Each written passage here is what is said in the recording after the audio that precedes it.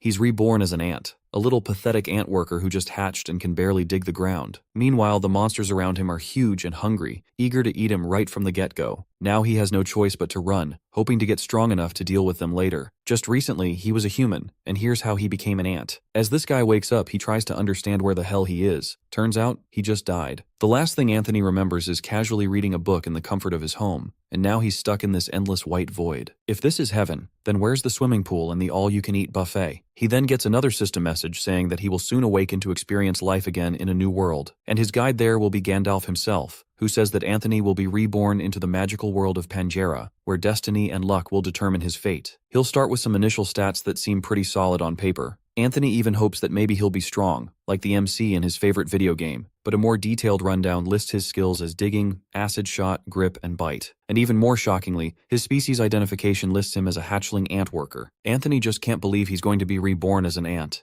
If his mana is non-existent, then he can say goodbye to the dream of being a sorcerer. Gandalf has some explaining to do, and his skills rundown was just weird. There's the bite, then there's the much more bizarre acid shot. Where the hell were his overpowered MC skills? The most alarming of all was being listed as a hatchling ant worker, a formica. He'll not only be reborn as an ant, but a newly hatched worker ant at that. Maybe Anthony royally screwed over someone in his past life, so Gandalf the system is punishing him. But that's impossible. He barely had any connection to other people in the past. Judging by his empty bookface inbox and his crippling introversion, he was painfully reminded that he didn't have any friends or any other meaningful connections. Gandalf urged him to go forth and forge his own path. Maybe it will be the ant's path. If that's the case, then Gandalf can just go and forge his mother too. Wholly unprepared for what's to come, the gruff voice started counting down for the initialization of the soul transfer. 3, 2, 1. It felt like everything went mute when the count finished. Soul transfer has been successfully completed, and with it comes the booting of the hatching process. Anthony has been thrust into a bizarrely uncomfortable position. His body felt weird. It felt like being squeezed in from all sides as he shook fervently. He wasn't fully buying all the text boxes from earlier, but he's really being reborn as an ant. It's really happening. Surveying his new frail body, he felt 6 legs. That's 1 check for the ant body checklist. 2 antennae are present. His strong mandibles are fully functional. Counting from head to the end of his abdomen, he counted 3 distinct body segments. He used to have pet ants and now he's become one as well. It sounds like a weird nightmare scenario. Not to mention the poor lighting condition. It's darker than a moonless night in his current location. Everything's pitch black, and it's not helping that his vision's as blurry as can be. But upon walking for a little bit, Anthony started seeing some faint and blurry, but behind the light at the end of the tunnel, there was something blue. Fortunately, he can still see colors. Aside from that, he wondered what else he was capable of. Maybe it's time to use his new ant anatomy to its full potential. Sensing the environment using antennae felt weird, but he could feel unidentifiable smells and air currents ahead. The standout smell was the scent of staleness, which indicates that he must be under the ground. But if he's an ant, then wasn't he supposed to smell pheromones? With no pheromones to sense, then where's his brethren, the colony? Anthony has been given a second chance in life, and he doesn't want to be a loner in this one too. Upon walking for a few more minutes, he started catching on to the scent similar to his. Maybe a new comrade was waiting at the other side of the tunnel. He just needs to follow the blue pulsating light while hoping that nothing bad can happen as he reunites with an ant brother. His excitement grew the closer he drew to the exit. He excitedly scurried to meet a fellow ant body determined to assist in whatever task they'd need for the glory of the colony. But his arrival at the end of the tunnel did not go as he expected it would. His new comrade looked like he was in deep trouble as he flew in the air against his will. On the other side was an abominable beast, grinning happily with his sharp teeth on full display. Densely packed muscles contained under a strong layer of rough scales. It's the stuff of nightmares for someone as small as Anthony the ant. With the possible comrade neutralized, the reptilian beast was free to predate on his prey while smugly crunching away. He didn't even eat the ant in one go. He bit the poor guy's body into pieces first. Anthony started panicking. He's just a guy who loved ants and books. He didn't sign up for whatever this was. As much as he would like to refuse, this was really happening. This is his reality now. Ants getting chowed down and trampled by monsters. The other ant trapped in the monster's feet looked at him with pleading eyes, and it felt like a wake-up call. What can a single ant even do in his position? Well, there's just one thing that came to Anthony's mind. It's his only move. It's to run as fast as his newly hatched 6 legs could possibly move. Run like his life depended on it, because it did. Running for the first time in a new body, he was clumsy as hell. He even tripped and fell face first. After running for a long time, he should have escaped the territory of that monster now. But what if another one casually waltzes down this tunnel and spotted him as a quick snack? His only way of survival was to throw away his human conventions and to think like an ant. As if by instinct, he knew what he had to do. Dig! Dig as hard as he could. It's one thing to know what an ant would do, but it's another to execute it. His legs were not cutting it, he was just scratching the ground. That's when Anthony remembered his time observing his pets. Ants use their mandibles to dig, so he basically needs to dig the ground using his face. Without wasting another second, he immediately buried his dependable mandible in the rough surface and started munching on dirt. Now this is what you call digging. He made more progress in just a few seconds, using his face compared to using his legs for a few minutes. After digging to an appropriate depth, he carved out a spherical space with plenty of room to move. With a new base camp established, Anthony the ant could finally lie on his back after a hard day's work. He's safe for now, but getting spotted by other animals would be a death sentence. How did he even get to this place in the first place? It hadn't even been a full day, and he had already encountered a fearsome beast. New ants should be born inside a colony, protected and surrounded by allies. Judging by the fate of his poor fellow ant up in the reptile's territory, things are messy. He might not be the only one dropped into these hopeless straits, which means that a raid was afoot. With a bit more time to think, Anthony remembered that Gandalf the system said something about a skill point and biomass. The world that Anthony now inhabits is a mystery. The descent of the system resulted in the civilization's hefty gains, but they can no longer recall what they've lost. Back to Anthony's dilemma, he currently has 1 skill point and 1 biomass to spend. He has to make it count. If this is a game-like situation, there should be some sort of menu screen he can access. At first, he tried raising his legs and screaming "level up" into the air. Not only did it not work, but he also looked like a fool too. Another idea cropped up in his mind. Maybe this one will do the job. He resolutely swiped in the empty space in front and yelled, "Status open," as loud as he could. And it worked! A very interesting text prompt appeared in front of him. He still can't tell if his stats are high or low, but regardless, he can see them freely now. At the Skills tab, he saw Grip. Maybe it means that he'll be able to hold on to things pretty good. In its description, it stated that Grip is the ability to hold onto surfaces and objects without letting go. An example of its application is the ability to walk through walls. Anthony's eyes sparkled with joy after reading that. This might be the merciful and triumphant return of Lord Gandalf the System, his lord and savior. He might just be a text box, but he would surely have the most luxurious beard and eyebrows in the world. In lieu of a better name for this praiseworthy voice of blessing, Gandalf will stay Gandalf for the time being, and Anthony will praise that name for he has been bestowed the most precious gift, the ability to access crucial information with a single thought. Looking at his skill spread, he knew that focusing on making the right choice was vital. Should he take the acid shot? Maybe improving his digging abilities would provide more benefits. Gandalf is great, but it's up to Anthony to figure out what his skills can do. As far as he knows, there are many species of ants on Earth that are capable of shooting formic acid from their rear zone. So, he must belong to one of those monstrous species of acid-spraying ants. It opens up the option to attack without getting too close to the target. It's a course of action that could lead to avoiding instantaneous destruction in combat. A long-ranging attack would be very helpful, but considering his current predicament,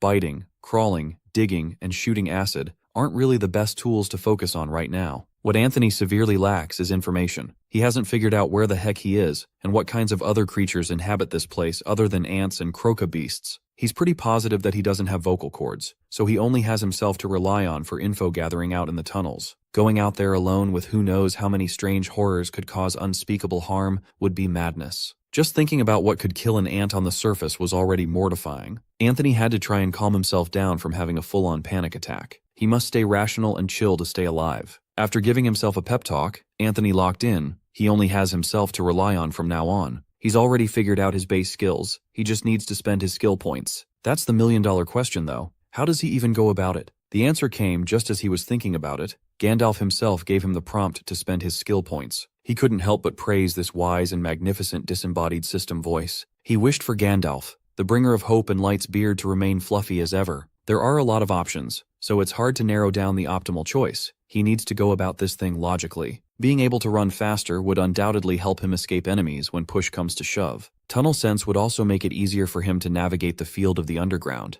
Bite and acid are purely offensive moves that could help him fight more effectively when the situation calls for it. As for body improvements available to purchase with biomass, he could choose exoskeleton, mandibles, legs, eyes, antennae, and acid gland. It's not far-fetched to say that out of all the inhabitants of this area, he's currently the weakest. So he chose to improve his eyesight using 1 point of biomass, and he spent his 1 skill point on stealth, effectively improving his ability to hide and move without being seen. Upon confirmation, his eyes started burning like hell. It was like a literal fire was ignited in his cornea. The sudden pang of pain felt like a betrayal from Gandalf himself. Anthony rolled around the floor, trying to distract himself from the pain of his burning eyes. But once things had settled down, He admitted that it wasn't really as bad as he thought for body improvement. If he still had a human body, the process would have undoubtedly taken forever. Now he has gained effective countermeasures for what the territory has to offer. With newfound confidence, he crawled his way out of the tunnel because it was time to explore. His vision felt clearer. There are no distinct smells or detectable vibrations in the distance. He was presented with a choice between two pathways. The right path is where the beast ate the other ants, so that's a no-go, which leaves him with only one choice. Go left and take on whatever this path may have in store for him.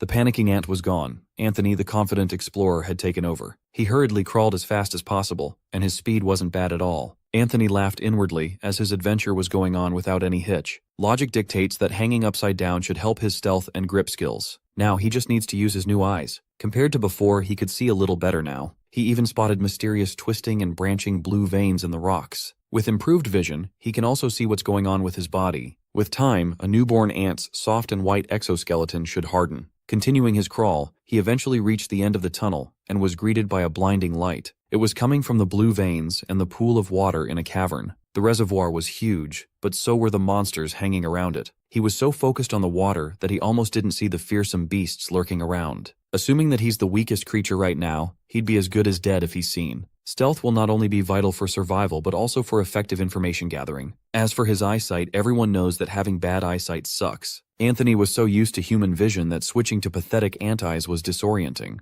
If something wasn't moving, he could barely see at all. You must remember that ants are a communal species, thousands to millions of weak individuals combining to create something strong. A single ant would have terrible senses, and they make up for it with unity. That's precisely what makes his position miserable. He's all alone, and he's supposed to survive when he could trip over a napping dragon with his bad eyesight. So he was determined to make improving his eyes a priority, and wouldn't stop until he could spot a cockroach twitch through 5 meters of solid stone. After some time, Anthony developed his new red exoskeleton. As he surveyed the cliff above the pool, he started hearing some awful noises all around. Walking up to the walls, he knew that he needed to get a closer look. After a few minutes of gripping and racing to the top, he's almost at the source of the sound. Charting the ground with his improved eyes, he just can't seem to pinpoint the spot. He could barely focus with all the strange blue lines wriggling on the surface getting in the way. Seeing the droplets of water coming out of the ceiling, he finally saw the source of the water pool. But that shouldn't be the source of the bizarre noise he kept on hearing. Anthony really needs to lock in, as there must be something else that he's not seeing. It was common sense, but he failed to connect the dots. Of course, it was the monsters that were making those noises. From the safety of the ceiling, he observed the growling wolf beast below. Noticing that the dog's eyes were drifting his way, he immediately hid behind a protruding rock. That was way too close for comfort. Maybe it's time to test out his new ability. Anthony finally busted out his brand new stealth mode skill. His red exoskeleton immediately turned transparent. It was sick. With his exposure being taken care of, he should be able to observe what's up with this pool in peace. He already got a good look at that nasty wolf lizard beast that almost spotted him earlier. What's next up to take note of is none other than his worst enemy, the one that slaughtered his fellow ants, the homewrecker and baby snatcher himself, the malignant croca beast. No matter how he looked at this monster roster, Anthony couldn't help but feel that something was off about the situation. None of these dangerous creatures were attacking each other. It's like they have a quiet agreement made in a round table or something. Anthony didn't cross out the possibility that he missed a Great Monster Peace Treaty meeting or something like that. He knew that it would be impossible to get any solid answers by staying still in one place. Maybe moving a little closer to the action would help, but he must constantly remind himself that slow and steady wins the race. Crawling down from the ceiling took a few minutes with his size. If ants could physically sweat, then water would already be running off his entire body so fast that it would be enough to fill a second pool in this mysterious cavern. But his exercise wasn't for naught. Moving around with stealth active has leveled it up to level 2. He traveled a significant distance to get down to where the action was. His initial suspicion regarding skills was correct. With constant use, they can be trained to higher levels. Hiding and observing would essentially allow him to kill 2 birds with 1 stone. He could actively gain precious information while training his stealth. While his confidence was ballooning, he had to shoot it down and snap out of it. Being too cocky like this was bad. If he's spotted, he'll be dead meat. Calming down, he got close enough to see the next set of monsters roaming around the water. There were beasts tangled in a clump, so it was pretty hard to see what it really was. Upon getting closer, he was greeted with piercing red eyes, blue pincers, and legs. Hundreds and hundreds of legs. Anthony saw the gruesome anatomy of the centipedes and couldn't help but throw up. He cursed this damn dungeon for showing him something so disgusting. He could really use some meds right now. As for the last resident of this cursed place, the lizard monster didn't look so bad. He does need to watch out for those nasty spikes though. He might be the weakest right now, but Anthony could see the possibility of turning all these terrible creatures into a possible harvest of biomass. All the points in the world are just waiting for him. But in order to do that, preparations need to be made and they have to be thorough. Over the next few hours, he diligently stayed over the pool while gradually shifting his position to stay hidden from the residents. He carefully observed the way the creatures moved, taking special note of where they went after leaving the pool area. On hour 1, the first pair to depart were the centipede beasts and the croca beast. Strangely, they headed for the same place to exit. On hour 2, the next one to call it a day were the wolf lizard beasts. They went straight for a small tunnel at the south end. On the 3rd hour of observation, the last one to leave the pool was the spiky lizard as it crawled to a wall and disappeared. It looks like we have another wall dweller like Anthony himself. He'd call the reptile brother if he didn't have to hunt down and eat the prey. That intense espionage session raised his stealth to level 3. In this place, patience is rewarded. It came at a perfect time too because his poor ant claws needed a break badly. After arriving at his exit point, the home sweet home was finally just one dig away. Anthony wished that he could relax, but he can't afford to do so. There's more work that has to be done. First, he could desperately use more breathing room in his base camp. That's going to require some digging. Using his strong mandibles, he started munching on the ground excitedly. He diligently gathered the soil by instinct in the process of securing his place. Just when he hit digging level 2, a notification congratulating him for securing a proper nest sounded out. Finally, after digging like a madman, he could take a little breather. He felt a familiar feeling akin to when his family stopped sending him money and neglected to put food in the fridge. He's starting to get hungry, and he's no stranger to the sensation. As his stomach grumbled, he convinced himself that he just must wait. When he wakes up, he can go to hunt his first prey. He already has a spiky target in mind after all. The next day quickly came, and Anthony was currently perched on the ceiling of the cavern. His claws dug into the cold rock and a single thought was floating in his mind. He was so hungry that he was drooling at the sight of the monsters below. But with hunger comes weakness and shakiness. He was starting to run out of steam bit by bit. His mind was filled with chocolates, bread, cakes, and steaks. All the delicious things he was able to eat in his previous life spinning through his head. The hunger has gotten so bad that his mind is starting to play tricks on him. The last time he saw the croca beast, he could have sworn that it looked like a piece of meat and nearly leaped down for a bite from the ceiling. Even the nasty centipedes are starting to look more and more like a tangle of delicious noodles served on a golden platter. Anthony needs to take care of this hunger problem before he gets himself killed by chomping on something that he shouldn't. He's been prepping his next move for way too long to let his stomach get in the way of progress. 2 days. It has been 2 whole days of prep work. He studied every aspect of this end of the cavern in excruciating detail. 2 days of little to no sleep combined with debilitating starvation are giving him trouble focusing on staying awake. He has spent so much time hanging upside down over the water basin that he nearly fell asleep and dropped into the water multiple times. Looking at that mysterious pool, he knew that falling would be a swim that was far from enjoyable. A welcome side effect of pushing himself to the limits as a spy with his stealth mode active the whole time was raising the ability to level 4. Thanks to spending his downtime digging away and expanding his hiding place, his dig ability has climbed up to level 3. That's what Anthony does. He prepares and he grows.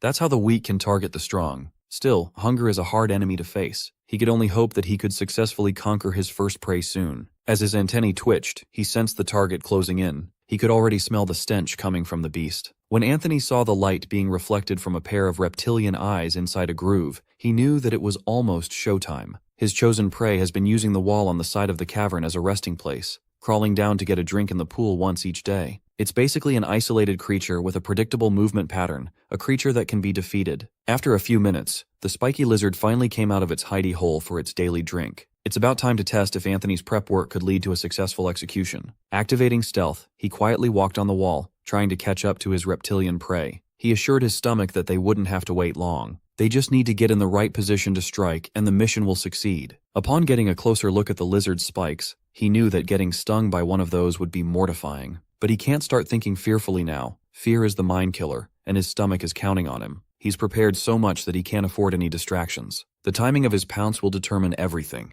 Once his planned position had presented itself, Anthony did not waste a single second to attack. His stealth gave him the opportunity to spew out his acid shot from above, splashing it on one of the lizard's legs. Anthony was already celebrating inwardly as Phase 1 was a success. Getting out of stealth mode, the lizard was squealing in agony with its leg melted to the flesh and bone. When the prey finally saw the one responsible for its pain, Phase 2 came into full effect. He taunted the lizard, asking it if it really wanted to battle on the wall, an action that was practically akin to courting death. Anthony's incredible grip still is already at level 3 after all the espionage he did. Neither the wall nor the lizard would be a challenge to him. Also, he has the natural advantage of being nimble and light while the beast is heavy and slow. With feet burning from the acid, maneuvering around the wall would be impossible. But the simple-minded beast was blinded by rage. It used its strong tail to try and shake down Anthony. With some extra force injected into the tail crash, the cavern's wall was wrecked while Anthony jumped out of his advantageous position for safety. Everything is going according to plan so far. He was practically playing with his food at this point. His next acid shot was aimed squarely at the lizard's face. Another melted wound, another session of writhing in pain on the ground. Quickly jumping through the cavern walls, Anthony adjusted his position to a safer and more advantageous spot. The roar of pain coming from the suffering lizard echoed throughout the pool. That's Anthony's cue to wrap this up quickly, as he can't let some other beasts end this fight that he has orchestrated. Succumbing to the corrosive injuries, the lizard was starting to slow down. It's nearly time for it to finally go bye-bye. But before all its strength was sapped out, the lizard actually got one more tail strike left to dish out. This one was beyond Anthony's expectations. The lunge and sudden tail slap caught him off guard. Thankfully, he was far enough to get a split second of space to react and dodge in a panic. With the lizard's final strength spent on a failed attack, Anthony's chance to end things once and for all has presented itself. From the top of the ceiling, he jumped down with his mandibles ready to chomp and hold. A loud and rough crunch filled the area near the pool. Anthony did not dare let go of the prey's rough skin, as now was the time for the final phase. The final phase is simple. It will be a battle of grit as he continues to apply biting pressure on the beast until they finally go on a free fall from the wall. Positioning the lizard below, he let the beast tank the fall damage while continuing his relentless bite. When the lizard finally stopped moving and resisting, he apologized for this is the rule of the world, and food is food. Anthony started spitting acid shots all over the lizard's body to help bypass its tough skin. In the process, the acid shot has also climbed to level 2. It was a quick level up. Inspecting the prey, he noticed that the poor thing wasn't dead yet. It looks like they'll have to take the next step the hard way. For both the prey and the predator, that is. Anthony mercilessly munched on the dying lizard's tough body, blood and guts staining the ground. The gruesome crunches filled the room. After some time, his bite climbed up to level 3. It took him 10 whole minutes to do it, but the horrific job was finally done. After being reinvigorated by the sustenance, Anthony felt like a daredevil that had just hunted. He felt like a knight fresh from his latest death-defying battle. He came, he saw, he conquered type thing. He literally gobbled up the enemy after the win. Now that he's thinking about it, he realizes that he's never worked this hard for something. No, he never pushed himself for anything in his past life. Looking back at how he lived, he mostly remembers feeling numb all the time. But now, he has defeated a level 2 Spinetta reaching level 2 with the XP drop. An additional skill point has been awarded. Gandalf was suddenly so talkative with all the notifications. So, this lizard is a Spinetta, a name that sounds vaguely Latin. This was not his first encounter with Latin characters. His species assignment has him labeled as Formica. Recalling his ant-keeping hobby, Formica should be the Latin name for woods ants. If every creature in this world has a Latin name, then his book smarts will undoubtedly come in handy. Aside from that revelation, he also learned 3 very important things regarding his situation. First, he can gain experience to increase his level after defeating other creatures. Second, he can earn a new precious skill point to allocate at every level up. And third, since this Spinetta thing was a level 2 monster, he can assume 2 more conjectures. The lizard was either born at level 2 or it managed to level up once. More importantly, he can't possibly forget what he came here to do. And that is to claim the body of his prey to strengthen his own. As a hunter, a predator, he must eat and get stronger, consume the flesh of the strong and the weak. Anthony was grateful for the food, don't get him wrong, but the taste of the lizard meat was far from appetizing. It was wretched to the point of inducing another throwing up session. But now that he has consumed meat from a new source of biomass, he has been awarded 1 point. Gandalf just kept on yapping to him today. Lying down in the cavern, his stomach grumbles were replaced with loud burps. He should be set when it comes to food for the next week, at the very least. Aside from the satisfaction of a full belly, he also has another bonus harvest from Gandalf. For now, it's time to retreat to his nest while formulating his next move. Once he reached the top of the cavern, Anthony looked down on the beasts below. They were completely obsessed with the pool's water. They don't even know that one of their neighbors has gone missing. After several minutes of scurrying around later, Anthony finally arrived at his humble nest, touching his hands together like an evil mastermind as it was time to plot another plan. First, let's have a quick check on his updated status after the hunt. His stats are pretty much the same, but his skills have grown tremendously. He couldn't help but feel like a lone ant going on a thrilling adventure and experiencing incredible growth. Even against the crash of destiny and all the unforeseen circumstances, he'll still prevail. Against all odds, he will survive, no matter how stacked it is against him.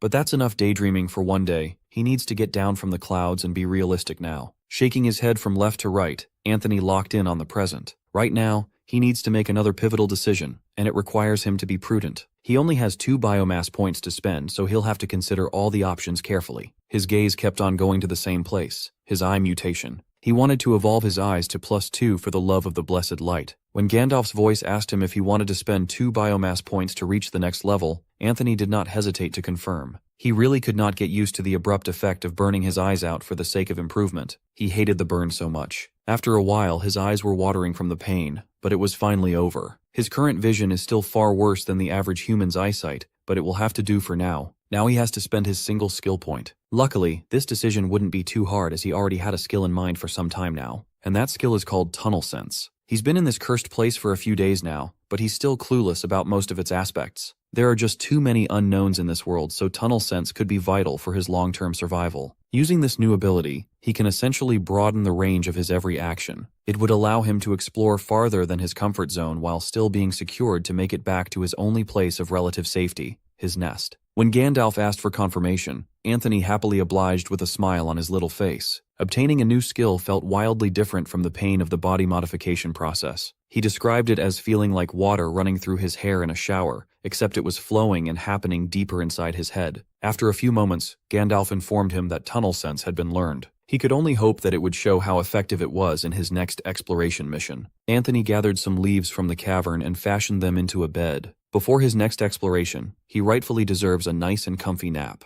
While he was slumbering, the sound of human footsteps was closing in. 2 figures that looked to be human were traversing a dense forest with a single source of light. The woman asked the man if he saw something. He assured her that it was nothing. It's just that his mind has been playing tricks on him lately. Besides, wherever they are going, any monster that would try to threaten them would be in for a very rude awakening. With his belly no longer bothering him with hunger, Anthony felt like he was sleeping on cloud 9 in pure bliss. It was so comfortable that he wished to stay in this place forever. But his paradise of a dream was interrupted when he was jolted awake. He managed to roll out of his bed and planted face first into the hard ground below. In hindsight, he should have seen it coming. Dreams like that are always too good to be true. But it gave him the clarity to forego lingering on unobtainable things. It's time to focus on exploration and mapping out a plan for his next prey. Anthony the ant snickered deviously. Before doing all the busy work, there was something else that he wanted to try. Using his antennae as a makeshift heart symbol, he yelled "unlock" inside his mind like a magical girl. When that didn't work, he tried the keywords access profile. He thought about using Gandalf's example through using Open Sesame like the movies, but didn't even bother trying. He really thought that one of those would work to accomplish what he was trying to do. After consuming the lizard, Gandalf informed him that he had unlocked a basic profile of the Spinetta Lacertos, but he was struggling to find the right keyword to access the damned thing. It only occurred to him now that maybe he's been overthinking the entire process a little too much this whole time. So, he loosened his grip from his nest's ceiling, falling to the floor and yelling the Latin name of the lizard while making a superhero landing. Surprisingly, it worked. The whole basic profile of his first prey has been opened for him to read. Gandalf really has his back in times like this. Spinetta Lacertos can be translated to thorn lizard. It has sharp spines that contain dangerous venom. After all the trouble that he went through, that tiny tidbit of info was the only thing he got. It was very disappointing, but Anthony needs to get a grip. It already stated that it's just a basic profile after all. Perhaps the system works gradually. If he hunts and consumes more of the same species, he might be able to access a more detailed profile with more useful information. He chose to shove that matter away for now. He has more pressing matters to attend to as it's time to pursue his next task. His trip back to spy on the residents of the pool felt a lot lighter as he sang while traversing the ceiling. Another day, another monster to make a prey. From the looks of it, it seems like not much has changed since he returned to his nest after feasting. He noticed a tiny difference from before, though. With his newly improved +2 eyes, the pool below seems to be glowing slightly brighter than it did in the past. What he's most curious about in this predicament is related to the pool and its water. On his first day in this place, he almost became a snack for the croca beast, yet all the running didn't make him thirsty. On day 3, he found the leaves for his makeshift bed, and he didn't feel thirsty either. Day 6, when he finally gorged himself with lizard meat, and he still didn't crave a drop of water. While all these monsters come out of their way to drink from the pool, Anthony, an ant monster himself, has not felt thirsty at all. He was supposed to be a monster too, right? So, what compels the other cavern residents to drink the water when he personally doesn't have the urge to do so? Is there something fundamentally different about them or himself? With those questions in mind, Anthony already knows what he has to do next. He scurried down from the ceiling to finally investigate the mysterious water of the pool and live to tell the tale. It could be incredibly dangerous to go down there, so it's wise to take baby steps first. Even in the face of the dangerous centipede lump, he must remind himself not to go too far and too fast. Observing the beasts around, there really is a large proportion of lizard-like creatures in this damp place. There's the bipedal croca beast and the spiked lizard. Every beast has some sort of reptilian feature in their anatomy. Maybe it's some kind of pattern. While he was lost in thought, he failed to notice that a wolf lizard was curiously and furiously coming his way. Just as it was about to pounce on Anthony, the dog started retreating nervously, confusing our ant boy. Looking behind, it seems like the wolf lizard was wary of the towering centipede. Anthony was lucky enough to avoid the wolf lizard's attention, but the centipede beast is another story.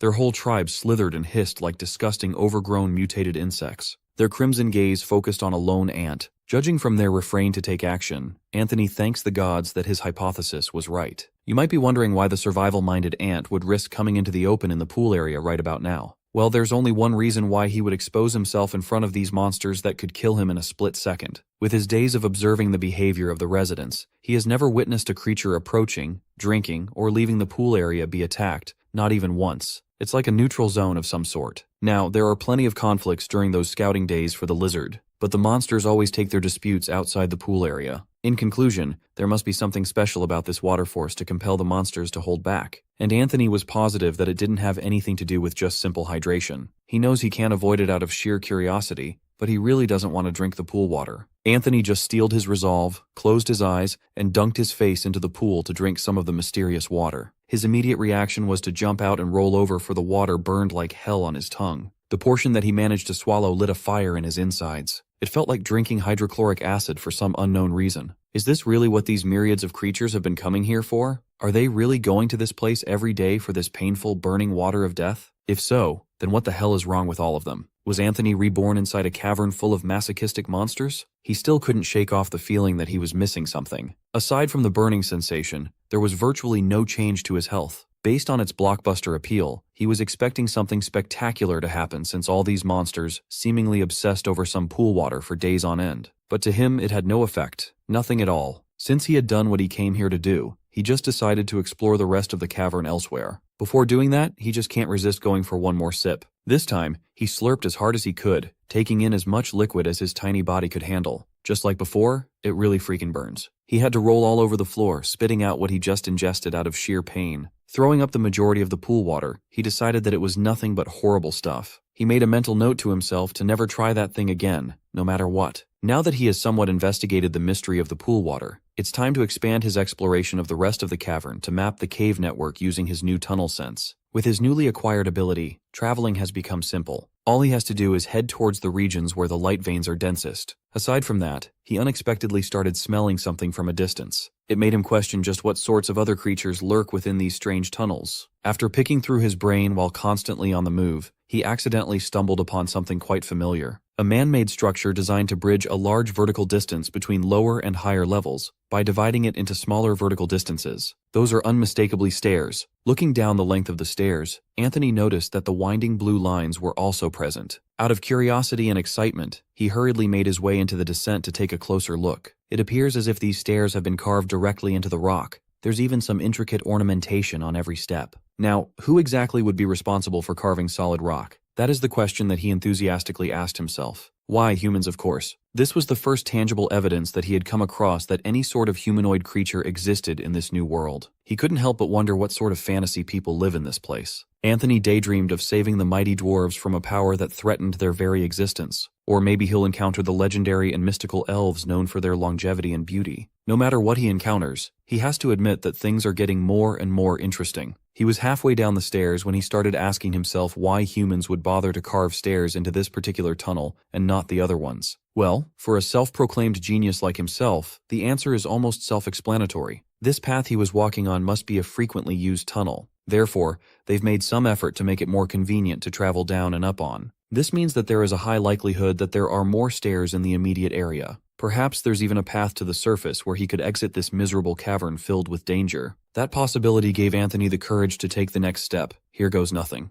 As he traverses the downward spiral, he realizes that these stairs are even more useful than he initially thought. He couldn't believe that he didn't think of this idea sooner. He can actually use these stairs to measure himself. Assuming that people in this world are roughly the same size as those in his old one, then he could compare his own size to the stairs. He could make a rough estimate of how large he is using those variables. Upon crunching the numbers, Anthony concluded that he might be a little smaller than he initially thought. Judging by the height and length of each step relative to his physique, he should be about a meter tall. But wait, this means that all those terrifyingly massive monsters in the pool would be fairly small from the perspective of a human. Sure, in Anthony's eyes they look like giants that could stomp out their enemies easily. But from an adult human's perspective, they're probably the same size as normal animals in the old world. This brings Anthony to question the difficulty of the monsters in this area. Could they actually be super weak, tutorial monsters in easy mode? But that line of thought opens up a more terrifying possibility. If the monsters in this place are weak, he doesn't even want to know what other stronger monsters are lurking deeper within. On that note, he had decided not to head straight into his death this time around. It's farewell to the dangerous staircase for now. But upon getting off on a different floor, Anthony noticed even more signs of human activity.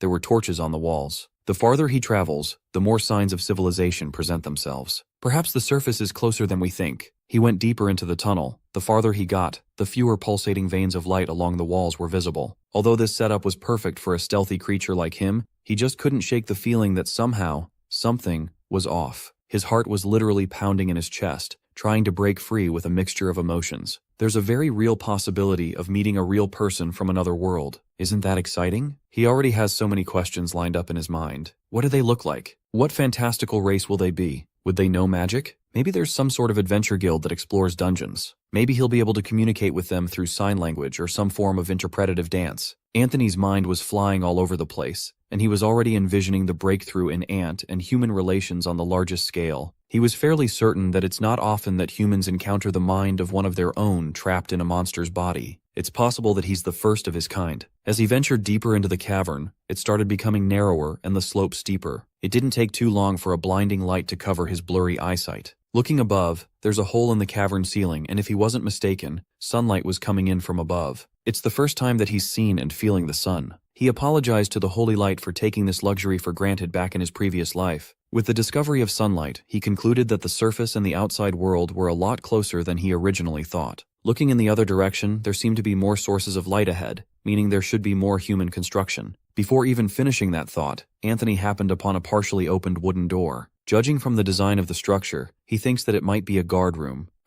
in the middle of some dungeon. But the more curious thing was the red light emanating out of the guard room window. This light was different because it was moving along the sound of scrambling footsteps. Who would have thought that it was humans? Real humans clad in light armor and holding some kind of lighting device. Anthony just stood there, amazed at their device that could possibly detect the presence of monsters. Because of how dark these caverns are, it must be hard to traverse and find what they're looking for. While the woman held the device, the man started emanating a magical light in both of his hands. It felt unreal to watch it in real time, but Anthony reckons that this was magic. Real magic. He praised Gandalf for bringing him to a world of magic. He's already wondering if these people would teach him some spells or something. While our boy was foaming at the mouth with the possibilities, the man started aiming his arms in Anthony's direction. Wait, wasn't that red crystal supposed to detect a monster? That must mean that it's active right now. Because he got so caught up in the moment that he forgot that he's also a monster, Anthony was put in a spot where a magical spell has been locked onto him. He's dead meat. It wasn't supposed to go down this way, right? He just made a mistake. But the only prudent decision to make right now was to scurry away like a bug. Run, Anthony, run! He tries to plead mercy from the humans, but he doesn't have the capability to speak. To make matters worse, he tripped on a loose piece of rock on the way to his escape.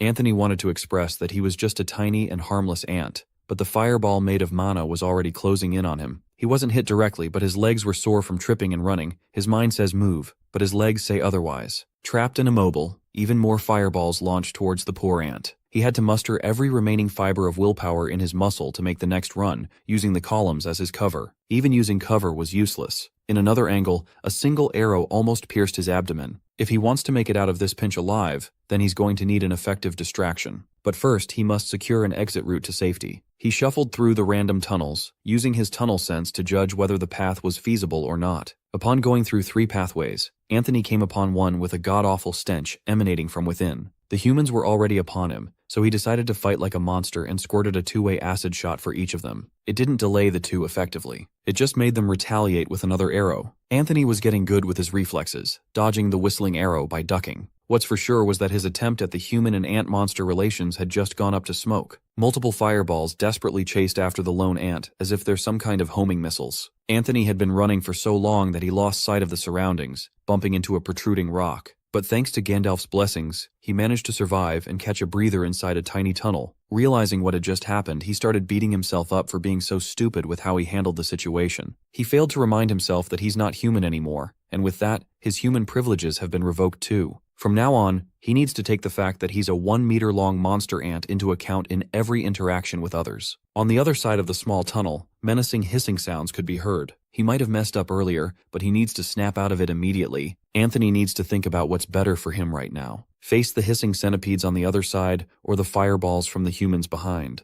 But when the man that kept on chasing him with fire ominously poked his head through the tiny tunnel, it looked like his choice had already been made for him. Anthony hit the gas and started running for his life as another batch of fireballs started condensing on the man's hand. Thankfully, he was fast enough to disappear into the darkness before the spell was finished. Using tunnel sense, he expertly traversed the narrow pathways of the underground tunnel, sensing that the centipede clump was not far off. He psyched himself up with an impromptu plan. All he has to do is use the centipede beasts as bait for the humans. Fortunately for him, he has stealth at his disposal to hide his presence from the repulsive lump of dangerous noodles. He reckons that he could use acid spray as a surefire way to piss these insects off, but what comes after that would determine his fate. Escaping the angry horde would be the ultimate race against time, and he's doubtful whether he could pull it off or not. Deactivating his stealth mode, he knew that he didn't have any other options available. So, it's now or never, do or die. He carefully aimed his rear end at the clump and started spewing his corrosive acid shot on the beasts. It was an expertly aimed scatter shot that hit just about every centipede in the clump equally, but an acid shot just wasn't powerful nor corrosive enough to go through the horde's bodies. That's fine though, he wasn't hoping to kill them anyways, but he achieved what he was trying to achieve. He pissed off the lump of deadly centipedes. They immediately went after our poor ant boy with their endless legs for days. Now the race against time has officially begun. Several minutes of intense running later, Anthony was already crying because of the mess that he's tangled with. Getting to the entrance of the tunnel system was just taking so damn long. At this rate, his stamina will run out before he can execute the bait plan. Along the way, there are even some close calls of almost getting devoured as centipedes lunged at him with their powerful bites. Seeing the light at the end of the tunnel, Anthony hit a second wind. On the other side of this thing, salvation is waiting. Like a deranged insect, he leaped out of the tiny tunnel where the man was waiting for him to come out to get charred to bits. The man wasn't expecting that it would be an oversized insect party, as the centipede horde also escaped from the hole like sickening trains. Anthony made a safe landing with all the commotion happening. All that was left to do was make his escape. But that's easier said than done when a horrific crawling beast has been pissed off to chase him to the ends of the globe. Running would be of no use now. He just tucked his body in and repeatedly chanted that he didn't want to die. As if Anthony's desperate chanting reached the ears of a god, the centipede lobsters started blowing up before getting to him. Who was blowing up and cutting up the giant centipedes, you ask? Well, the humans on the other side of the tunnel were just trying to catch an ant. Anthony kept his head down, not daring to attract attention and violence in his direction. He wonders if this is his chance to escape the chaos. He inwardly excused himself as he carefully crawled through the battlefield. It would have been a perfect escape if not for some of the straggler centipedes seeing and chasing after him like tenacious little critters. He was so preoccupied with what was happening behind him, only to bump against a human leg up front due to sheer carelessness. Anthony slid back before the human's twisting spear skewered him from above. Moreover, the spear strike supposedly aimed at him landed on the straggling centipedes hot on his trail. Once again, Anthony thanked Gandalf the system for giving him such bountiful luck. He has been spared repeatedly with a higher power's perfectly timed interventions. He would love to praise the bearded wizard more, but he is still in deep trouble. His luck would not be enough to stifle the two enemies trying to catch up from behind. Public enemy number 1, human male guard, and public enemy number 2, centipede beast. After gaining some distance amidst all the anarchy, Anthony manages to activate his stealth. He plans his next move. Where can he hide in this place? He saw an open doorway leading to God knowing where and decided it would have to be done for now. He managed to secure a hiding spot using his stealth ability and sneaky movements. Behind the walls of the doorway, he observed the war between humans and centipedes that he started. He feels terrible about pitting his fellow monster against human guards, but the situation has left him with no other choice. It was between either dying at the end of a human blade and exploding with human magic or letting his neighbors wage war against the guards. Meanwhile, in the quiet city of Lyria, the diligent Commander Titus is in his office, working until late at night. The lines on his face deepened due to stress because some damned fools just can't leave the dungeon situation to him and his legion. If it were up to the old commander, he would be out 24/7 in the dungeon instead of cooped up in a dark office, burning candlelight with senseless paperwork. These days, his job has consisted of saying the same thing a million times to idiots who don't know right from left instead of getting a chance to swing his beloved weapon. He almost broke his desk in half out of frustration. That was the wake-up call to calm down and get some good mana-rich air for a moment. Getting out of the dimly lit office, the forward garrison troops outside stood up for the commander. Commander Titus did not acknowledge their presence. He just walked straight out of the halls. Another heavy door opened, and another batch of clean-cut troops stood in attention at their valiant leader. Everywhere he went, everyone would stop what they were doing. He was like a god in this place. The commander pushed through until he reached a simple wooden door with 2 armed guards on either side. Commander Titus demanded a rundown of the situation from Tribune Aurelia, and she diligently complied. 15 minutes ago, a monster approached this guard station before fleeing. The guard team signaled the Centurion on duty before pushing deeper into the cavern. From the human guard's perspective, they were dealing with a grotesque ant monster. They were chasing after something that deserved to be killed with the hottest fire and the sharpest blade.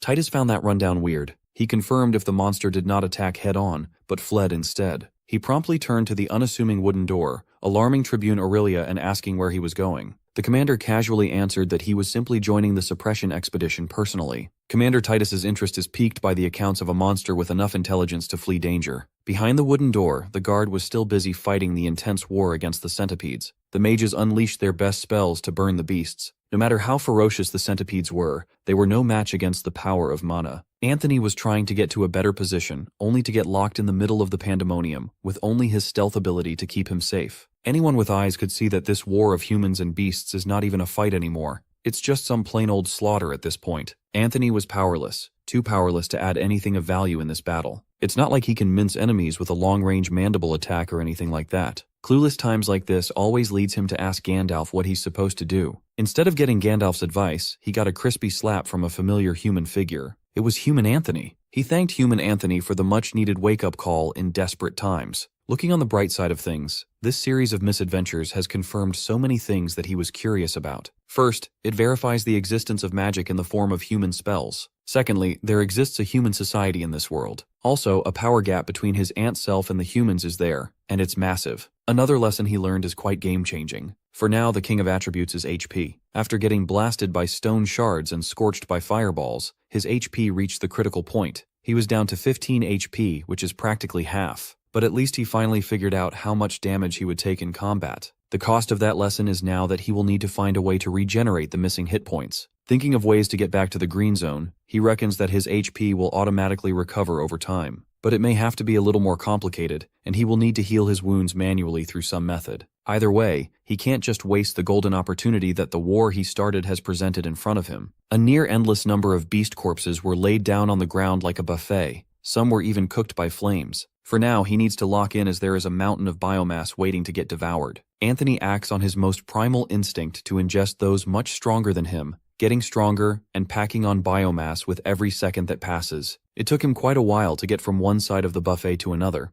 but his harvest was nothing short of bountiful. By the end of it all, he could barely move and breathe with how full he was. Throughout the whole process, he was just picturing a feast fit for a king, as Gandalf intended. In his mind, the centipedes were cooked correctly and dressed to be as appetizing as possible. But reality always hits once the meat hits his tongue and travels through his throat. There's no two ways about it. These centipede beasts taste abhorrently horrendous. Thinking about how much of this disgusting meat he had just consumed, Anthony could not help but throw up. Putting the taste aside, the biomass that he gained is more important. His feast for a king unlocked the basic profile of his prey, the Unguibus scolopendra. He opened the damned thing at once, and it was still useless as always. It just states that the claw centipede has a strong claw and a venomous spike in its tail. Before spending his hard-earned biomass, he wanted to take a look at his stats first. Everything has been progressing smoothly when it comes to skills and stats. Furthermore, his HP has started to slightly recover after some time. Now he has 2 biomass points to freely spend on anything. According to the Holy Book of the Path, the system shall uplift all beings, but only if the mortal kind is united will they be able to pursue its final destination. Plopping down in the comfort of his home, Anthony could finally relax after a hectic day. All he could do was pray to glorious Gandalf for a more peaceful time today. He is planning to accomplish 2 important tasks at hand. First is mutating his eyes to +3. He desperately needs 1 more biomass for that upgrade. To make sure that he doesn't slip up, he reckoned that moving his nest must come right after. After getting some much-needed rest, Anthony got to work. The moment he stepped out of the comfort of his nest, he saw the war of humans and centipedes still raging on. His perfect day just went up in flames. Nevertheless, the work is not going to finish itself. Staying hidden from view, Anthony crawled away from the fiery battlefield. He expertly traversed the caverns while in stealth. He wonders what these soldiers were even doing in this accursed place. They have been trying their hardest to eradicate every monster they come across. When he reached the mystical water pool, Anthony found that the human soldiers had taken over the area. He saw such fancy technology and funky crystals dangling on the water's surface and was enamored. Anthony shook his head and kept his mind on the game. This is not the time to marvel at magic at the cost of safety. As days go by, the dream of getting out of this place alive seems further and further away. It would be too conceited to think that he could sneak past a whole battalion as he is right now. Burrowing in his nest also comes with the possibility of getting raided. Realistically, there is only one viable option available at present. But without sufficient upgrades, that choice will certainly lead to an early demise. He might not even get an ant coffin. For now, the only path forward is a mortifying one, returning to his spawn point, the lair of the croca beast. For one last time, he gave an emotional farewell to the nest that kept him safe until now. He had great times inside that hole. If he only had some fellow ant bros to chill with, it would have been a real home.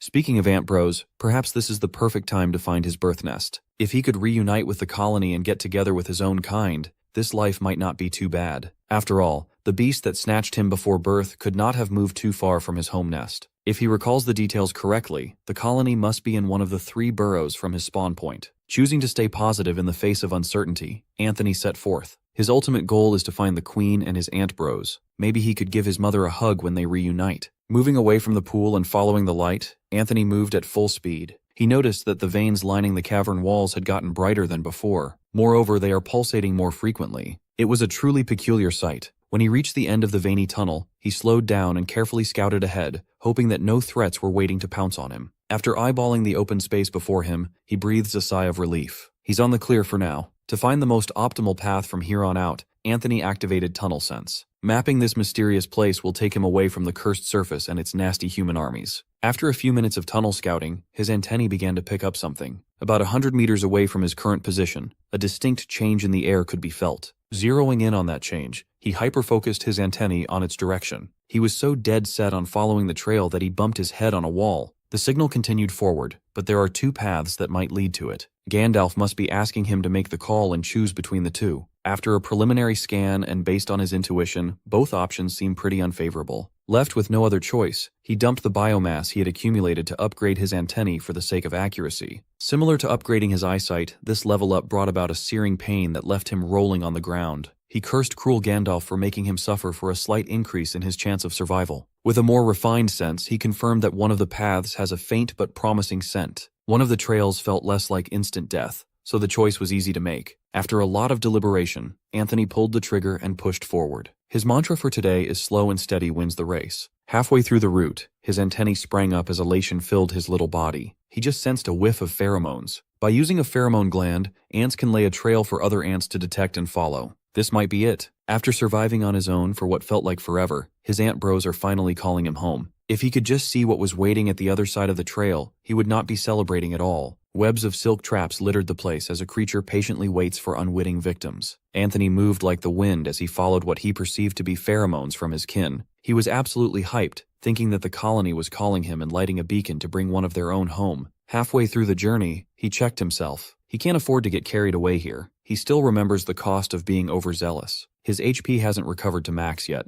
For now, he'll have to keep going down the unknown path until he can pick up a safer trail somewhere. As he advanced, he noticed that the tunnel itself had become more and more irregular. It was zigzagging in a bunch of random directions. While the route gets more chaotic, the vibrations in the air also grow stronger. His gut tells him that something's about to go down. Eventually, he reached a bottleneck. The tunnel split into a very messy network of paths. He was getting dizzy just trying to keep track of which ones were safe to pick. Thankfully, his day of running around the caves bore fruit. His tunnel sense has reached level 2, improving his ability to maintain a sense of direction underground. This skill is his most reliable tool in navigating the winding roads of the mysterious cave. To supplement his tunnel sense, Anthony plans to create and maintain a simple set of symbols to mark the routes he has already traversed. Hopefully, it will help. The first choice is always the toughest one, but he snap-picked the right-hand path. Going down this path wasn't as fortuitous as he thought it would be. The route was not that long, so he reached the clearing at the other end relatively quickly. Out there, he saw a bunch of rats with lizard tails gnawing on the bones of their unfortunate prey. Anthony turned his ant butt around on a dime and ran back to the previous room. He tried to catch his breath while thinking about his next move after the first one failed. Walking to the entrance of the rightmost route, he wondered what symbol would be fitting to emphasize instant death. Just to keep it simple, he scuttled up to the tunnel's ceiling and marked it with a simple X.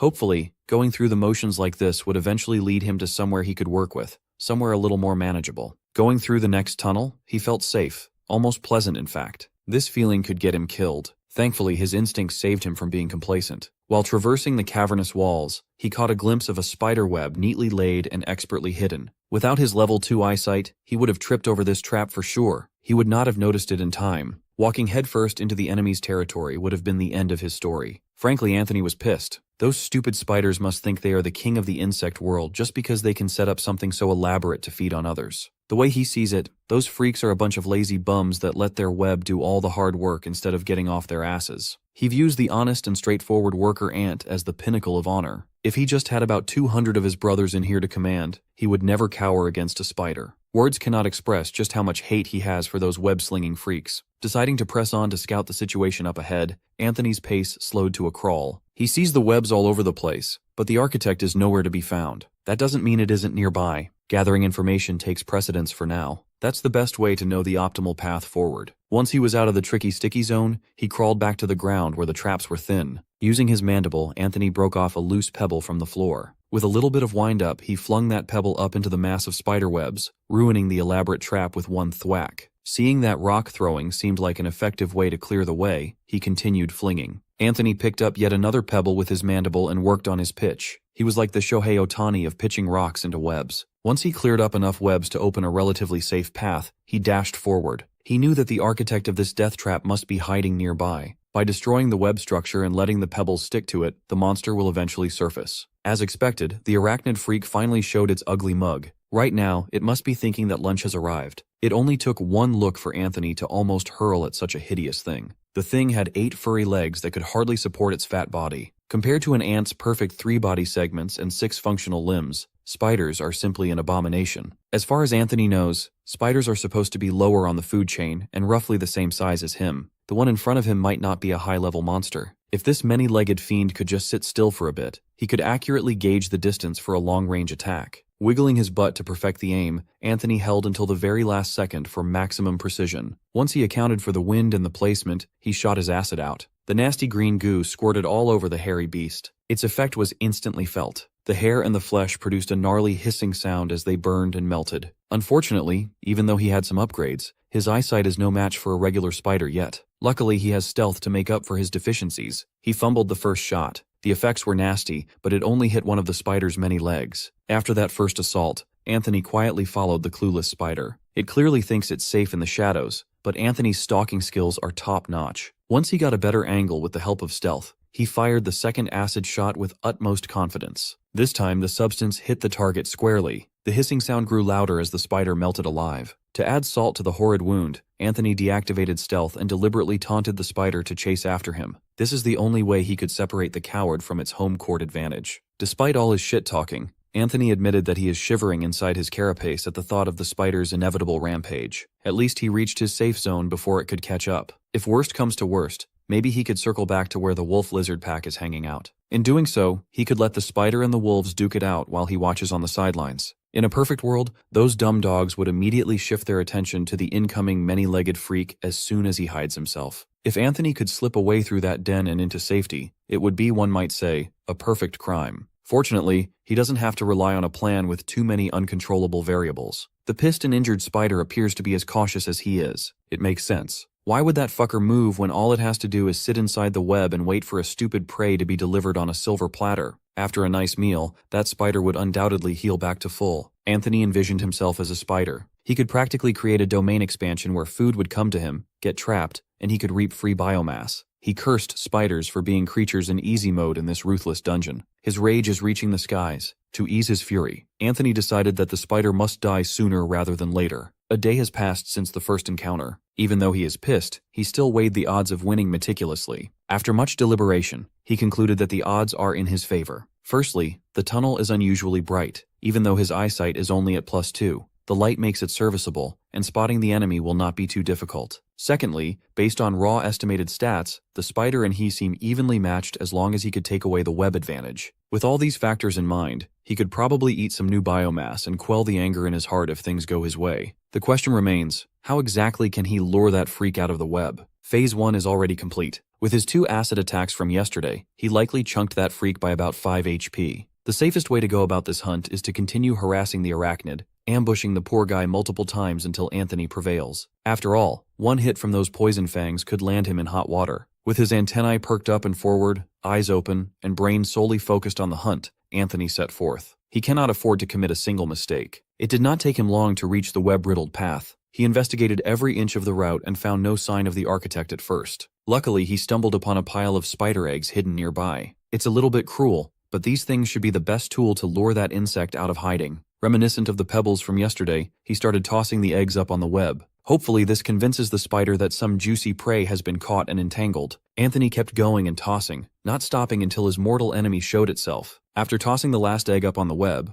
all that's left to do is sit, wait, and observe. He hid behind a nearby rock with a clear sightline of the eggs. A few hours passed, and there were still no signs of that coward. It might have become too chicken shit after what happened last time. Just to be sure, he grabbed a pebble and tossed it right into the clump of stuck eggs. Seeing as his old trick was not working, he decided to move on to the second phase of his plan. This phase requires a little more finesse as opposed to brute strength. He picked up smaller loose pebbles from the ground, the kind that wouldn't shake or break the web, unlike the heavier rocks. Instead of tossing the tiny pebbles, he gently placed them along the web, barely causing any movement. Using this technique, he's planning to bypass the wall of the web silently. With enough coverage, he should be able to infiltrate the inner sanctum without tipping any alarms. Once he made a big enough gap using the silent tech, Anthony cautiously ventured deep into enemy territory. He's never been this deep into uncharted territories before. Utmost caution is required, for there could be hidden threads afoot. A single lapse of concentration can get him helplessly stuck. That type of mistake could be deadly. Just a few minutes after his supposedly silent infiltration, all his senses warned him of a threat coming from behind. The spider must have been spying on him the whole time. That dumbass was patient enough to wait for him to enter its home court, but it was stupid enough to approach from behind. Anthony opened the orifice in his butt and let one more acid shot loose. It was a critical hit. There's only one thing to do now to seal the deal. With a mocking laugh, Anthony ran out of that web-ridden territory while throwing scathing insults. He was feeling himself for real. He felt like he was one with the wind across the fjords, a gazelle leaving over the plains. Anthony had gotten way too cocky with himself and got snagged by a loose thread of web in midair. He tripped and landed face first on the ground, cursing himself for acting like an ass. Now, he might die before ever meeting his colony or even a singular fellow ant. Anthony started bawling his eyes out. He's way too young to die. He's not even a month old yet. He's been sobbing for a solid minute now, and nothing grim has happened. As it turns out, the loose thread was super easy to break out of. When he turned around, he spotted the big bad spider lying ass up on the ground, its abdomen still sizzling from the acid shot. He really overestimated this arachnid freak. Consuming his prey gave him a new source of biomass, the poor arania. As it turns out, it was a newborn spider monster. Anthony is a baby killer. The name fits. He's worried that biting into the little bit of meat won't even net him a single point of biomass. He admitted that the rage he directed at the poor insect was clearly very misplaced. After just a few blasts of acid, it had already croaked. With no way to recover immediately, its health pool had quickly shrunk to nothing. The experience he gained from the kill wasn't too hefty either. Much to his surprise, he gained 2 biomass points for unlocking a new species and eating its remains. With a much calmer cadence, he exited the web-ridden area while destroying the sticky obstacles along the way. Right now, level 3 eyesight is within realistic reach. With his vision out of the life-threatening range, he'll finally be able to concentrate on upgrading other aspects of his body. Maybe he'll be able to actually fight something without resorting to tricks. But he's getting ahead of himself. He can't afford to rely on wishful thinking. Anthony needs to sack it up and figure out how to grow into an adult ant. The most obvious method would be to accrue more EXP to level up. For that to happen, he needs to establish a place where he can safely hunt. As per usual, he heads deeper into the winding tunnels with stealth mode engaged. Not far from the spider's nest, he spotted an odd sighting, a massive crater going down for God knows how deep. It would be safe to assume that the deeper a spot is, the more dangerous it would be. If that's the case, maybe this place shouldn't be explored right away. Save it for later when he's more confident in his chances of survival. Worst case scenario, this is the only trail he can go into. Using his upgraded antennae, he tried to direct his tunnel sense downwards to gauge the danger level, but it simply went too deep to properly sweep. As long as he has a choice, he'd rather not pursue this ominous crater any deeper than necessary. This thing might as well be a dead end, but so is the land above. The certain threat of certain death in the hands of humans looms above. Anthony is basically sandwiched between 2 extremely dangerous choices. It's a migraine-inducing conundrum. Since he'll have to explore all options in the end anyway, he'd rather double back and check some other routes. After skittering his way around the crater, he came upon a few splitting tunnels nearby. In this place, More paths usually mean more monsters to deal with. A few more hours of exploring made Anthony question himself. He suspected that he had just gone on a loop, and the tunnel he chose was just linking back to the first one he came from. This time, he encountered a few more new species on the way to finding the right route. Every time he reaches uncharted territories, he routinely checks for sections of walls he can work with. After feeling around and making sure that the spot he picked had enough structural stability, his mandibles got to work to dig a temporary nest to rest in. With this new hole he can hide in, he'll have some semblance of protection from the outside world. Even if it's flimsy and hastily done, it's better than shacking up outside where threats are everywhere. This time he did not dig too deeply. He chose a spot where he can establish a spy nest from above with perfect vision of what's happening on the ground. Making this new nest unexpectedly upgraded his digging skill to level 4. Anthony was very pleased with himself. Even if the skill is fairly useless in combat, it's good to know that he's improving in some respects. Thinking back on his limited time in this dungeon, he's quite proud of his vast improvement. He's still a little monster, but he's come a long way compared to when he started. His skills have leveled up after honing them in tricky situations and close calls. Admittedly, he's still pathetically weak in combat compared to other species, but he's just getting started. Now, if he wants to explore this new foreign area and terrain,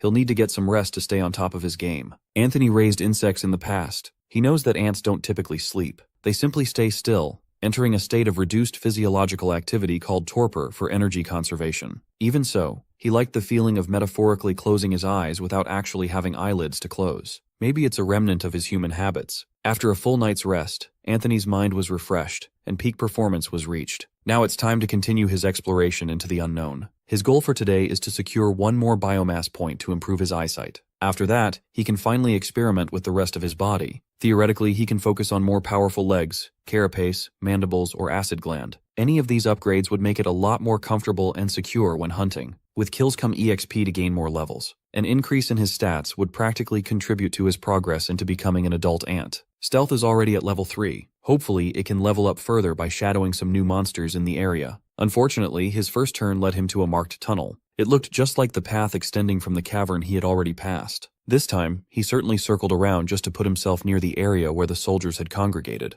Looking at the bright side, he already has a rough map of this area forming in his mind. It consists of larger main tunnels and smaller ones twisting off in random directions. To put it into perspective, the larger ones serve as highways where the biggest threats gather and move around, while the smaller ones serve as the back streets where weaker foes nest. Anthony already wasted a lot of time with just one wrong turn. His day had started on a bad note. With a more thorough understanding of the area, he made a more informed decision this time around. Hopefully he can find what he's looking for in this track. He was so locked in on finding new sources of biomass that he didn't even realize that his tunnel sense had climbed to level 3. Trying to map the tunnels with more accuracy must have funneled a lot of EXP into tunnel sense. It feels a little weird to think that the system can monitor his thoughts. Near his temporary nest, he took note of 2 new monster types lurking nearby. The first is the 3-tailed rat, each tipped with a deadly spike. These rodents are freaky. The second is a mollusk-looking creature with a long, slimy body and brightly colored organic spines. He would bet money that these slimy bastards are poisonous in some way. They are at least twice his size and are capable of moving up walls. It would be wise to avoid their nasty trails just to be safe. While he was deliberating what to target for his next hunt, Anthony heard the faint and sweet sound he'd been hoping for. Chaotic noises of growling beasts and gnashing claws were coming from a tunnel just up ahead. Energized by the thought of opportunity, he sped up onward like a shadow fox. Since he's been gifted with a bizarre game-like system, he intends to find out how it exactly functions and all its intricacies. He has a few questions in his mind. How does the system award EXP when a monster dies? Is it divided evenly amongst everyone that caused damage, or is EXP awarded solely to the one who deals the last hit? From what he had observed thus far, he had never received a system announcement of EXP gain during combat. That message always comes after the prey has expired. It practically confirms that EXP only drops upon the death of a foe. To answer all these questions floating in his mind, he'll have to test a few theories. Thankfully, a perfect scenario has presented itself. The chaotic sounds he heard came from an all-out war against a croca beast and an army of centipedes. Swearing upon the shining beard of Gandalf, Anthony hates those stupid centipedes from the bottom of his heart. They crowd around, thinking they're so great. By the looks of it, the croca beast is not going down without a fight, though. He's already taken down a few of those nasty bastards. The reptile is doing its best to watch and respond to each opponent. He has the strength and speed to rip the gnarly monsters apart, but the centipedes are too slippery. With a front row seat to watch the fight, Anthony is happy to chip into this fight he has no business being involved in when the chance presents itself. As soon as he saw one of the centipedes shaken and slow down, the croca beast lunged forward. Simultaneously, Anthony got ready to pitch in. Just a split second before the reptile could rip the centipede apart, he squirted a thick acid shot for a critical hit. The pain of being melted by acid completely disabled the centipede, making it an easy prey for the croca beast's lethal biting force. Like a starving predator, the reptile did not let go as soon as he established a death grip on his prey. In striking so boldly and hungrily, the croca has left himself open to retaliation. Continuing to hide in the ceiling, Anthony watched as the 3 remaining centipedes spread out at different angles to take advantage of their comrade's death. The first one to strike strangled the reptile from behind, coiling around its neck to cut off its breathing. This would have been a lethal attack if the centipede had established a strong enough grip right away. Unfortunately, it was swept away by the reptile's tail. Now that they know that the tail is a weapon that must be neutralized, the other 2 centipedes tried to take it out of the equation. They were too naive to think that they could disable the croca beast's most effective and flexible beatstick. While the many-legged freaks take all the aggro, Anthony sneakily squirted an acid shot squarely on the reptile's back. With his acid burning and the poison it accumulated from a prolonged fight against centipedes, the big bad reptile was moving slower and slower. On the other hand, the acid-burnt centipede had run out of the croca's range to play extra defensively. Anthony watched the war with a smug laugh. He felt like a puppeteer making stronger creatures dance in his palms. For his third sneaky acid shot, he targeted the ailing centipede one last time. Normally, Anthony would never dare act so brazenly. But with the centipede hunt leaning toward success, he got the space to intervene from afar. He highly doubts that these freaks would abandon such juicy prey for a little ant. Even though the croca beast is slowly fading due to its litany of injuries and the poison damage, the centipedes played it safe and continued to wait it out before dealing the last tick of damage. They retreat every time the reptile steps forward. Their victim is clearly showing signs of rapid decline. It will lose its strength to fight back any moment now. Even so, the proud croca beast continued trying to take even just a single insect with him to the grave. With labored breath, it gathered its remaining strength for one final burst forward. It was a clumsy attempt to kill one more, but the insects were prepared to thwart him. Squeezing the thinning juice left in the tank, the croca managed to close the gap one last time. With utmost murderous determination, it set its eyes on the slowest centipede of the bunch. Using his claw to extend the range as much as possible, he managed to snag one of them critters. Unfortunately, the acid on its back had corroded the scales and flesh. The pain from the poison running in his veins was too much. The absolute unit no longer had enough power behind his strikes. He fell on the ground, the impact reverberating throughout the cave. Anthony could feel his heart pounding in his tiny ant thorax. This is the perfect scenario for him. Now he just needs to take aim and deal the last hit using the last load of his acid. Seeing as the centipedes are starting to slowly crawl to claim their prize, this shot has to count. A greedier ant would have gone for the croca beast. It was obvious that it would make the biggest EXP gain, but Anthony was more realistic. He targeted the slowest injured centipede. Doubling down the acid damage on that many-legged freak, it wriggled in pain as it slowly succumbed to the deadly agony. As Anthony expected, the other centipedes ignored their dying comrade. They were laser-focused on feasting upon the dead reptile. With one less kin to share the meat with, they gladly tore the reptile meat apart, spilling its blood and guts. Since he didn't get a system announcement for killing the croca beast, this pretty much confirmed that only the final blow matters when it comes to gaining EXP. Thankfully, he had a clean kill on the level 3 claw centipede. It granted him an abundance of points, skyrocketing him to level 3 and granting 1 skill point. The croca beast must have dealt about 80% of the damage to that thing, but Anthony reaped the whole reward. After happily reading through his harvest, he noticed that the rest of the centipede flock had wriggled out of wherever they came from to smooch off the ones who did the work. Anthony's biggest upgrade was arguably the level up of his stealth skill to level 5. He could not help but praise the great Gandalf for bestowing such rich bounty. His wisdom, supple facial hair, and aggressive eyebrows are truly praiseworthy. Let's zoom out and see what's going on in the surface world of humans. Alberton, the lore master of Legiohem from Abisi, Lyria, once studied the monster waves that started during the cataclysm known as the Rending. Today, lore master Alberton is on his way to a very important meeting in the royal castle. Accompanied by Commander Titus, they casually bantered. It sounded like these two have known each other for a long time. Alberton was quite prickly today, clearly annoyed that he had to attend the meeting. He sees the agenda for today. A formal call to arms before the entire court is never just a normal meeting. Commander Titus admitted that everything was arranged by Alberton's dearest aunt. The lore master wasn't too fond of facing that woman. Commander Titus praised him for growing into such a brave and principled legionary. With respect, he jokingly warned the old man to watch his tongue. Titus reminded him to refer to him accordingly. He's still a commander after all. The two chuckled amongst themselves. They clearly have a long history together. As soon as they arrived at the gate where the meeting was supposed to take place, they came across a young man hurrying out. The young man paid respects to the two prominent figures and escorted them into the inner sanctum. As the door opened, the atmosphere shifted.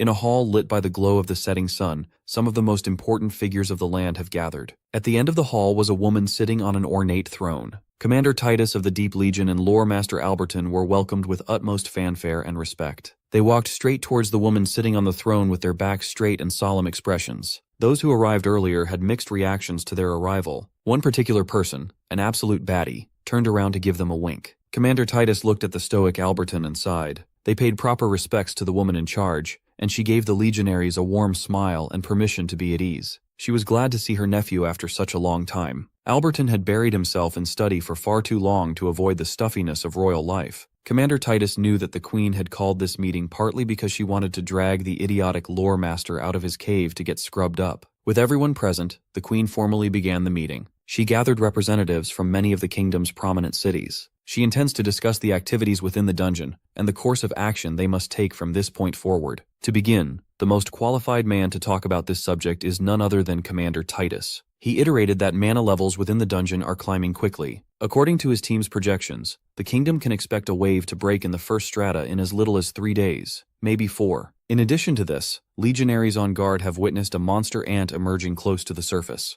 A cause for alarm. Due to the special nature of this creature and the grim implications of its presence, tensions have risen, and anxiety levels are rising. The Legion is setting a plan in motion to advance deeper into the dungeon. They intend to find and exterminate the monster ant colony before it's too late. In order to facilitate this level of operation, Commander Titus formally requested military aid from the throne to bolster their numbers. They desperately need assistance in securing the city from the upcoming wave. They also need to free Legion resources to fully commit to delving into the creature's nest. Commander Titus was clear and succinct with his messaging, but it was met with deafening silence. After a brief pause, barely hidden laughs and disrespectful discussions clearly mocking the old commander filled the room. Breaking the rude atmosphere, the winking baddie from earlier stepped forward to speak her mind. The Queen wasn't laughing. She looked sharp as ever when she allowed Corin to speak. Given permission, Corin stated that for over 100 years, the city of Lyria has prospered under the enlightened rule of Queen Verita and her forebears. Every citizen of this city enjoyed a peace that is seldom seen, even in the millennia following the Great Cataclysm. During this era of peace, the responsibility of managing dungeon activity has been exclusively placed into the hands of the Deep Legion. Even though dungeon diving has become one of Lyria's central economic cornerstones, a lot of people see the Legion as an overbearing and resource-hungry force.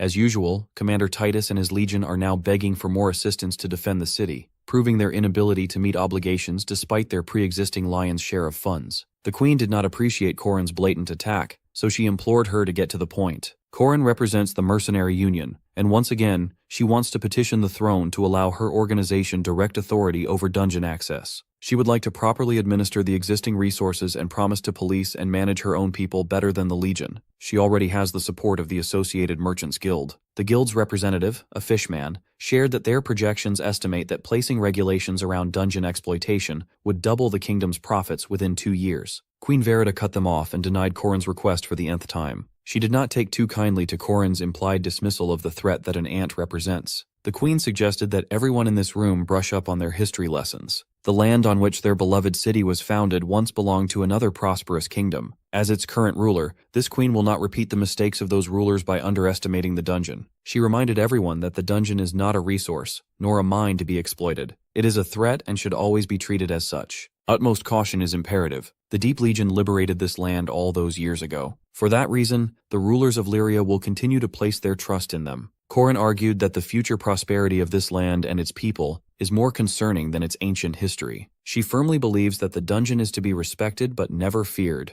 Ignoring her ignorant counterpoints, Queen Verita gladly agreed with Commander Titus's proposal. She committed her royal guards to the Legion to command for the wave's duration. She wants it to be known that Lyria will continue to place its trust in the Deep Legion for the upcoming terror. When asked if he's confident that he can handle the wave and the ant colony, Titus assured the crown that Legionem Abyssi, the Deep Legion, will deliver. They have been doing this job for over 3,000 years now. In all of the lands of Pangea, one fact has always been truthful. Under the ground, nobody can match his legion's strength. That might be true for those 3,000 years, but they haven't met Anthony yet. Our boy is currently trying to finalize his harvest by splitting his prey open. Seeing the innards of his kill, he almost hurled out of its hideousness. Even so, he swallowed his disgust and dug into today's dinner. No matter how disgusting the smell, look, and taste are, he cannot pass up the opportunity to gain some sweet, sweet biomass. His first few bites were tough. He could barely swallow the centipede meat. This might be the worst tasting thing he's ever put in his mouth. His brain was trying to tell him that starving might be a more appealing choice than enduring this for a moment longer. Thankfully, the voice of his past kept him straight. A pile of smashed centipede corpses could not possibly be worse than dying of starvation, right? Finally, he steeled his resolve and gut, ignored the vile taste, and feasted like a beast. He lost himself in the process until the system finally gave him that single point of biomass that he had been trying so hard for. It seems that no matter the size, each creature contains only one biomass. Anthony stayed in the scene of his killing out of curiosity for what happens to the parts that are simply impossible to ingest. After staying put for a moment, the hard shells, claws, and feet started radiating with a bright light. He found it creepy. It seems like the leftover materials are being absorbed straight back into the soil. If that's the case, then this cavern network must be absorbing dead monster pieces all over the place. As to what for, that's another question that needs to be answered. The more he learns, the more questions pop up. Ignoring the mysteries of the cave for now, Anthony refocused on the most important business. He currently has 3 biomass and 1 skill point to spend. With how scarce these upgrades are, he's treating this as a boardroom decision. For the biomass, he already has his eyes on improving his vision to level 3. He desperately needs a software update. His policy and approach when it comes to assessing threats before fighting remain unchanged. For that, upgrading his eyes is a must. Without hesitation, he pulled the trigger and spent all his available biomass on the enhancement. He braced himself, but nothing can really prepare you for the searing pain a vision upgrade brings.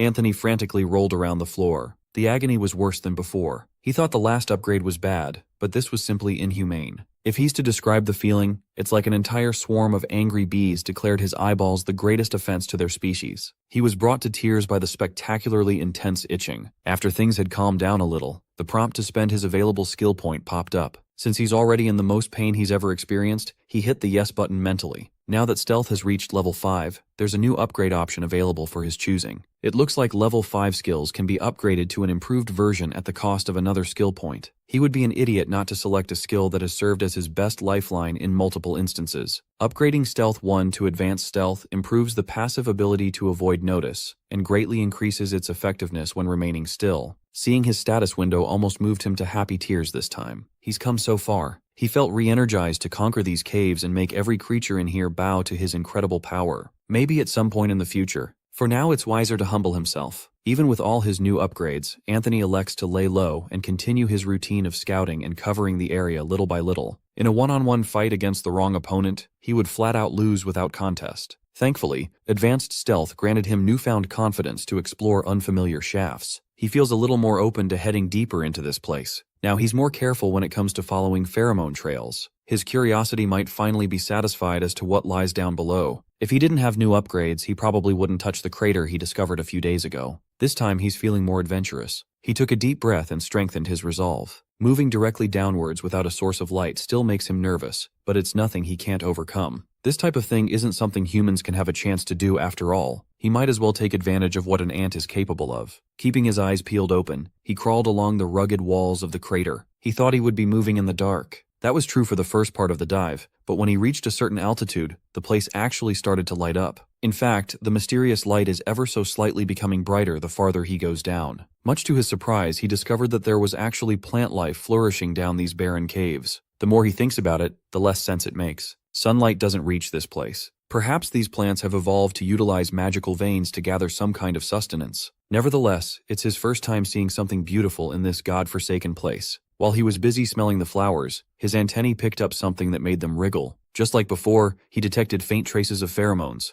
And just like before, he got his hopes up thinking that his clan, his tribe, his ant bros, are nearby. He felt quite proud of himself for choosing the correct path, even though it was scary. In his head, he made up a scenario where a mighty scout from his colony originated somewhere down this crater and pursued the thieves who dared to raid the colony higher into the cave. Anthony would love to be praised for his diligence and boldness for surviving the harshness of the surface on his own, out of the egg. While he was absent-mindedly walking towards the source of the pheromone, he came across yet another crossing. The shaft ended abruptly, splitting into 2 tunnels. He refused to barge blindly around the corners of the depths. He was a little traumatized by his run-in with the spider above. Down here, there could be full-grown spider monsters and other horrible things lurking. For now, he'll take his chances with the wider, less death-inducing sort of opening in case he needs to make a tactical retreat. When he traversed the path, he came across something that made his jaw drop to the floor. Spread out before his eyes was an impossible vista of luminous trees, grass, mushrooms, and all manner of plant life. He slowly walked through the bioluminescent forest under the shade of glowing mushroom caps. The radiant flowers swayed along with every blade of grass. It was so insane that Anthony had to ask Gandalf what the hell was going on in this place. He never expected to run into such a flourishing ecosystem under a death trap. How can an underground space of such massive scale even exist? He can't see the other side of the field. By his estimation, the ceiling alone looks about 60 meters in height. After the initial shock started wearing off, the fear of what might be lurking in these parts surfaced. If this place can support a thriving ecosystem, that must mean it's crawling with monsters. One optimistic thought had his little ant heart in a tight grip.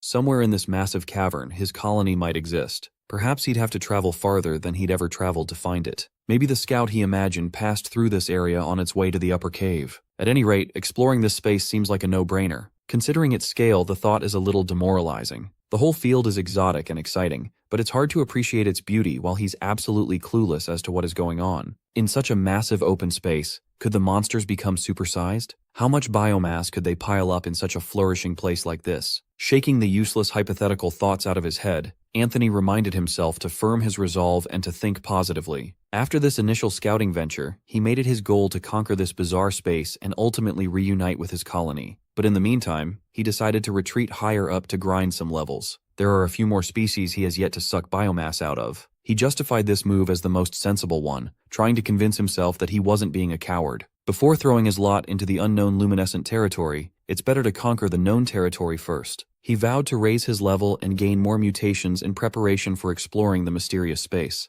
Reframing his mindset got him fired up. After exiting the crater, he went back to the temporary nest he's been staying in for the past few days. Unlike before, he's feeling a little pressured by the passing of time. If his suspicion is correct, the main tunnel must be connected to the cavern occupied by human soldiers. Once they come down and expand their reach, Anthony can kiss his EXP and biomass harvest goodbye. He would be forced to exclusively hunt down the crater without any intel. Taking every factor into account, he knew he had to move fast. It's necessary to throw a little bit of caution to the wind and make some bold moves to expedite the process. Without more EXP and biomass for upgrades, the journey down the crater could grant him a swift death. He activated stealth and got to hunting like he was running out of time. If he wants to maximize his gains, targeting creatures he hasn't consumed yet would be the way to do it. This way, he can ensure the bonus points courtesy of Gandalf. Hunting a giant croca beast on his own is out of the question. They are much more frightening than everything else in this place. They're practically apex predators. The most realistic targets are the slimy slug creatures. Anthony can't afford to sit around starving himself and studying their patterns, so he decided to wing it for once. When he spotted one, he got the chance to look at it closely. The creature looked even less appealing. This one was approximately twice his body in length. It's just a long, slimy body topped with gnarly spines at the back. It leaves a thick cover of mucus wherever it goes. Its body presumably produces such a disgusting substance to help grease its path and increase its speed. Other than that, Anthony could only speculate. For now, it's time to give that thing a surprise blast of acid. From up above, he squirted a perfectly aimed blast right into the slug's tail end. Disappointingly, nothing happened. It appeared to be impervious to his chemical attack. It just continued sliding along, completely oblivious that it was being hunted. It seems like the mucous membrane protecting its body makes the acid useless. If he tries a more physical approach by way of biting, his mandibles will probably get stuck. Of all the defenses this thing could employ, it just had to use a slime barrier. It's a perfect counter to his kit, and it's outrightly disgusting. Even so, Anthony has one more advantage up his sleeve. He has the power and creativity of the human mind. Actually, the trick he thought of is one that even ants on Earth are capable of. It's a trick he already used against the spider webs. After grabbing a rock with his mandibles, he took aim. He snuck up behind the slug, concealing his presence. It was pretty easy considering how slow it was moving. Once close enough, he threw the rock with full force to see if the slimy bastard would react. As expected, there was no reaction. It isn't clear if the slug even knows he's nearby. Anthony reactivated stealth and got to work. He grabbed rocks from all over the place and threw all of them against the slug's body. This way the rocks should pile some dirt up to soak in the slime. After piling up a decent bit of rocks to hinder its movement and drain the mucus, he paused to see if it would elicit a reaction this time. He positioned himself right above the slug, on account of his advanced stealth. His acid squirted out with a transparent color like a teenage boy who had just discovered how to go incognito. The slime definitely felt that white stuff sting as the hissing sound of melting membrane echoed. Anthony's plan worked. He might look a little pervy doing it, but it got the job done, and it dealt some solid damage. Hearing the sizzling and smelling the burnt flesh of the slug made him retch. Just when he thought this would be a free kill, the slimy bastard wriggled to turn in his direction. Now Anthony wonders how these slow slug monsters survive in this barren hellhole. There aren't any plants to feed on in the upper caves. That must mean they also hunt. Fully locked in and prepared for every possibility, he dashed away before the slug could spot him. As the acid burnt the slimy flesh little by little, the slug frantically looked around for the culprit, groaning in discomfort. When it finally detected a presence moving nearby, the seemingly docile creature opened its maw, exposing its sharp fangs and bellowing its bloody roar. From that maw came a long-range attack directed at Anthony. Thankfully, he was sufficiently defended by the rock he chose to hide behind. Based on the substance's properties, it looks like sticky acid. Seeing as this acid could melt rocks in the blink of an eye, he knew that it was much stronger than what he could produce through his butt. He was so distracted by the slug's impenetrable defenses that he never even considered that it could use some sort of slime for offense, like an acid-spitting nightmare of death. It's too late to weep in tears. Ants can't cry anyway. The only thing he can do is commit to the bit and finish off the slimy bastard. The problem was his dwindling supply of acid shots within him. Usually he can squirt about 3 or 4 times at a time. He hasn't had the chance to measure exactly how long it takes to regenerate each load. If he continues firing now, it's hard to say when he can load up another. He can't really attack this slug from melee range with his mandibles. He'd get overpowered real quick. At the end of the day, the acid is his only viable weapon. It has to land the decisive blow. Anthony felt like Gandalf had forsaken him by forcing him into a battle with a creature built to be the perfect counter to his arsenal. If he weren't in such a hurry to get stronger, he wouldn't have taken this risk. For now, it's safer to work his way from the ceiling to the wall while keeping a low profile. This cowardly move surprisingly leveled up his grip to level 4. Scrambling about on walls and ceilings is the thing he does most. It's surprising that it just reached this level now. The slug had caught his trail and is now scaling the rocky walls. Battle is at hand, and the damn protective slime barrier is starting to regenerate. Based on the facts, this monster likely hunts by immobilizing and burning its foe with sticky acid before menacingly closing in to devour. Anthony has the upper hand when it comes to speed. So, he's going to attempt a strategy he just cooked up. First, he stood to his full height and proudly presented his ass to the slug. Slimy Freak was thirsty for some backshots. Anthony danced and shook his dump truck to lure the slug closer. Apparently, even a monstrous slug creature over 2 meters long is unsure how to react to an ant wiggling its ass at it. Ultimately, Mr. Slug ran out of patience and opened its jaws once more to blast him with another shot of sticky acid. This is precisely what Anthony was aiming for. A wide-open mouth is the perfect target practice for his own acid shot. Landing a critical hit that made the slug ingest his poison upgraded the acid shot to level 4. It was a shot so perfect that even Gandalf approved.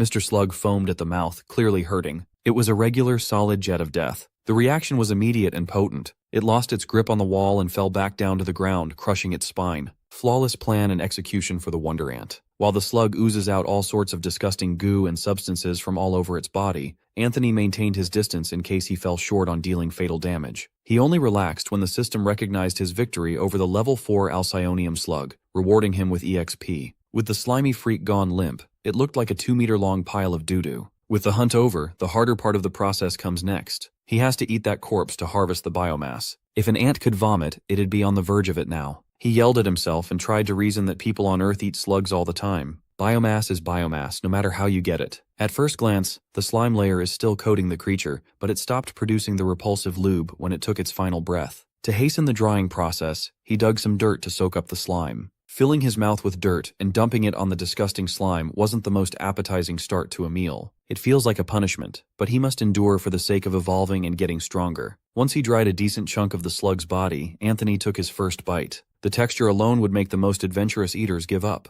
The slime dressing didn't help either. Even so, Anthony persevered without many complaints this time. He switched it up with every bite in order to find the most palatable part of the corpse. Halfway through his reluctantly exotic food trip, his belly felt like it was about to explode. Thankfully, the system showed mercy and gave him the biomass from the coral slug. He can't eat the rest of the remains right away, but nutrients are hard to come by, so he'd rather bury it and save it for later. Time is limited, and his pace needs to pick up. That approach naturally comes with risks. To mitigate the risks brought about by rushing things, upgrading his acid gland and primary weapon to +2 sounds like the move. Mr. Slug was a huge haul, but Anthony still has energy to scout up and down the tunnels for more opportunities. Not far from his kill zone, he spotted an old friend, the thorn lizard. Seeing another one of these guys made him feel a little nostalgic for his very first official hunt. The next prey is decided. This time he can probably reuse some elements of his first plan for this attack. Using the wall terrain and acid to battle the creature should be enough. Preparing a trap would consume far too much time. A head-on battle using his acid and mandibles could be a great limit test for where he currently stands combat-wise. Using his improved antennae and vision, nothing can escape his radar. He easily spotted the lizard tucked up against a rock to rest. Anthony positioned himself right above without getting noticed. Right now, he only has enough juice for 1 or 2 acid shots, and he needs to make them count. Since the clueless lizard is resting, he's able to sneak up within 5 meters without tripping any alarm bells as long as he moves with utmost patience. The last fight with Mr. Slug was way too risky. This time, he has the time to maximize the odds in his favor as much as possible. This poor thorn lizard doesn't know what's about to hit him from above. Like an airstrike,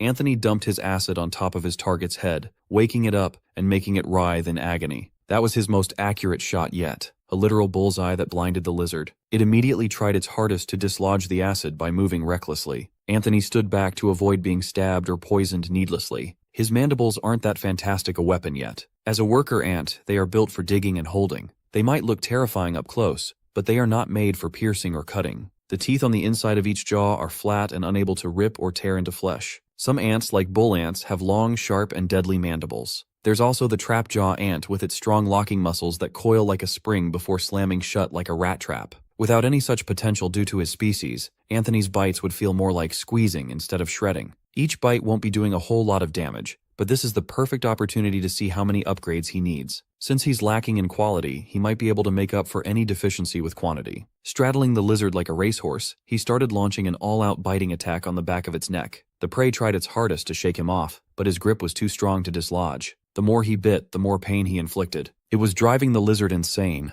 After countless little underpowered bites, the lizard finally croaked, and his bite skill reached level 4. His gamble paid off, and he got a hefty upgrade as a reward. Anthony felt incredibly proud of himself for defeating the thorn lizard using grit and perseverance. Up on the surface, Commander Titus is stuck in his office, going through mountains of paperwork for the endless number of things that need organizing before the big expedition. Quiet is difficult to come across these last few days. The Queen's move to lend assistance by providing the royal guards has been unexpected, though immensely helpful. His legionaries had been expecting regular frontline soldiers to plug up the gap in numbers. Though still worthy, they pale in comparison to the quality and discipline of royal guards. The moment they arrived in the dungeon, everything flowed smoothly, and preparations sped up. Things really start to move when the name of the Queen is involved. Looking at his desk, Titus wondered if he could find more stonewood once he re-enters the dungeon. It has a wonderful texture, flecked and dark. In his younger years, he carried a single slab on his back all the way up to the surface to make his office desk. To this day, he's never found a more perfect material. Since he made the furniture himself, Titus included a secret switch that opens a hidden compartment. Hidden inside that hollowed space were vials filled with radiant blue liquid. He sighed and unfurled his sleeve to expose a curious tattoo. At first glance, it looked like a magic formation branded directly into his skin. He grabbed one of the vials and poured its contents directly in the middle of the formation. When the blue liquid made contact with his tattoo, it lit up and merged together. Titus gritted his teeth, obviously in pain due to the strange substance. After emptying the vial, he remained seated at his desk while enduring the agonizing process. After what felt like forever, the pain slowly subsided. He placed the empty vial back in the hollow compartment. He's gone through half of his supply now. After carefully closing the hidden compartment, the desk looked like perfectly normal furniture once more. Now that he's done with doping, it's time to get back to where a good legionary belongs, the dungeon. He grabbed the mighty axe that had been hanging idle in his office for far too long. It's time to get this old thing sharpened again. A good soldier ensures that his blade is properly prepped in time for action. Down in the dungeon that legionaries dubbed Newbie Cave, soldiers are now transporting tied-up prisoners inside.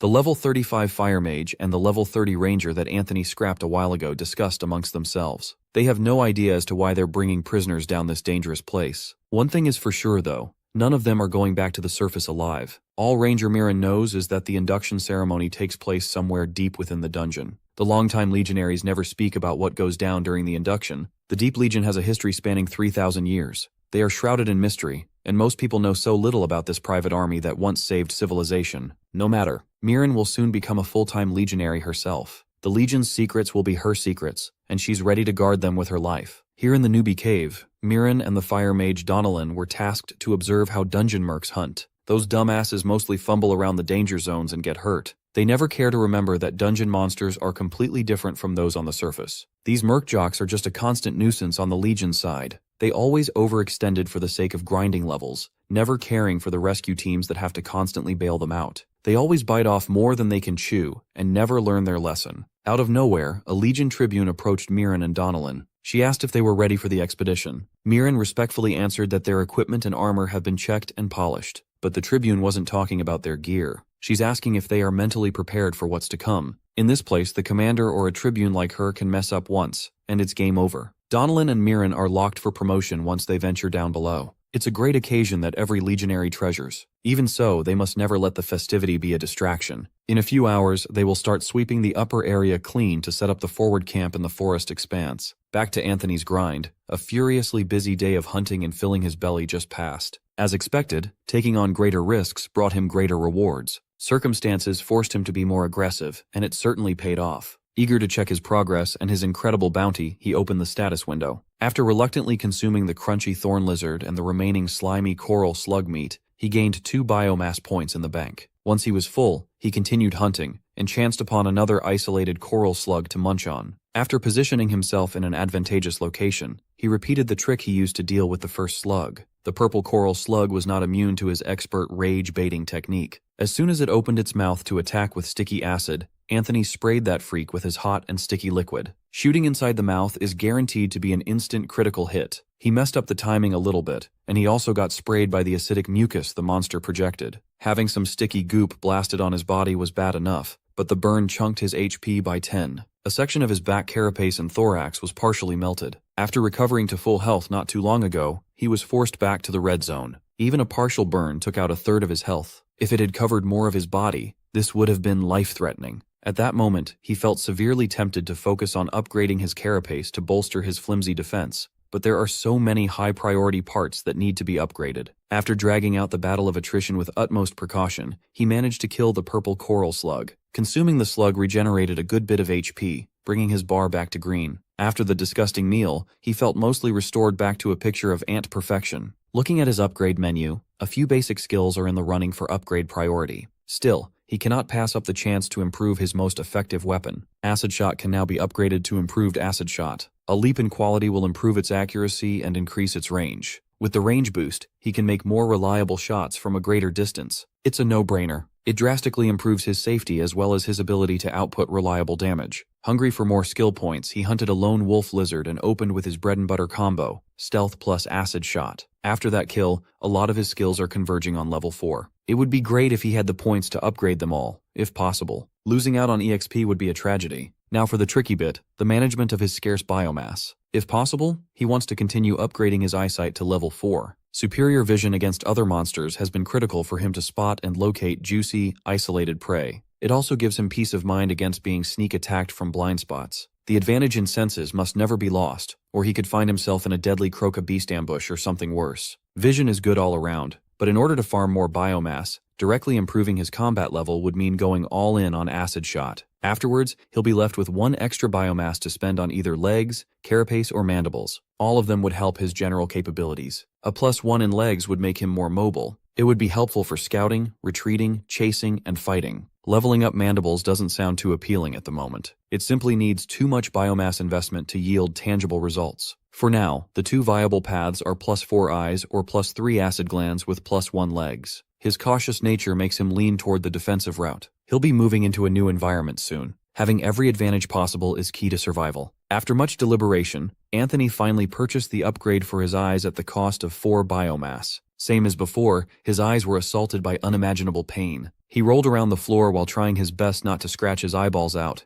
They were literally growing and stretching inside his eye holes. His carapace was shifting to make way for its new shape. Anthony prayed to Gandalf to make the torture stop. Mutations are amazing, but the process of mutating can only be created by a cruel god. After what felt like forever, the burning pain finally subsided. His eyesight qualitatively improves. His peripheral vision had expanded by quite a lot. It's not perfect, but the current Anthony is a long way ahead of the clueless baby ant reborn in Pangea not too long ago. Soon, he might be able to reunite with the colony. He could feel it in his gut. For now, harvesting more EXP and biomass as efficiently as possible continues. That means hunting down new targets for the bonus biomass they grant. Since he's now fully rested, it might be time to take on one of those blade-tailed rats. Isolating one of these rodents might be tough, though. On the way to the main tunnel, his antennae picked up faint vibrations from a disturbance up ahead. If it's another fight between monsters, he stands to gain some lucky points. With newfound optimism, he made his way towards the commotion. Just a few days after the Croca Beast and Centipede War, Anthony came across a battle between 4 of the usual suspects and 3 wolves. It was intense and bloody. Though outnumbered, the wolves made up the deficit with ferocity. Unbeknownst to both parties, a young invisible ant is lurking in the ceiling,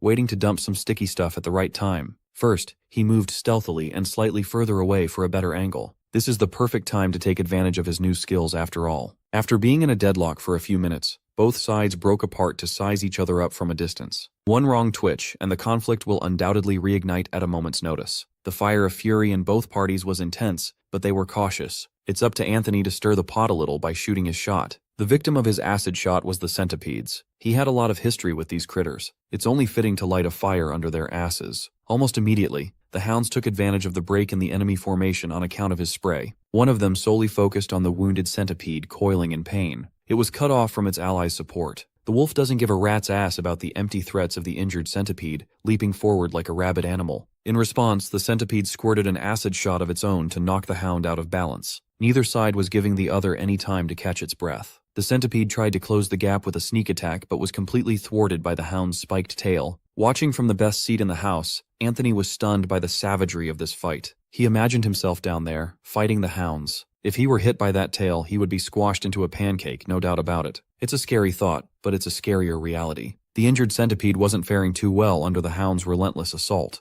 Eventually, it was clawed to the ground, never to skitter around again. The look on the wolf's face was proud, as if it were thinking that a bug shouldn't dare threaten the greatness of a hound. But before it could use its tail to deal the finishing blow, something unexpected happened. Anthony sprayed the hound with copious amounts of acid, melting its fur and burning its flesh. He mischievously laughed while staying in the cover of stealth. It's not too honorable to interrupt the wolf's proud moment, but he had to do what he had to do. Of course, a single blast of acid is not nearly enough to finish off something as big and mighty as a hound. The same is also true for the centipedes. The war between 2 powerful species has reached a critical moment. With one centipede out of the picture, the battle has become quite even. The insects seem a little unwilling to proceed with the loss of their advantage, but the hounds were pumped to continue now that momentum is on their side. To humble the proud canines a little, Anthony splashed the hound leading the pack with acid shot. The upgrade in his artillery weapon was on full display. It made the hound stumble and fall on the ground, thrashing and roaring in pain. The centipedes saw the helpless dog and advanced to seize their chance. They used their claws to grab and restrain the dog from moving, shutting down its deadly fangs. The many-legged freaks used their long bodies to constrict and crush the snarling foe. No matter how hard the hound trashed, the claws holding him down drew blood, and the stings delivered lethal poison all over his body. While he still has the chance, Anthony decided to abandon the ceiling and head towards the outskirts. One of the hounds was being strangled, pinched, and poisoned to death, but the other dogs were nowhere to be seen.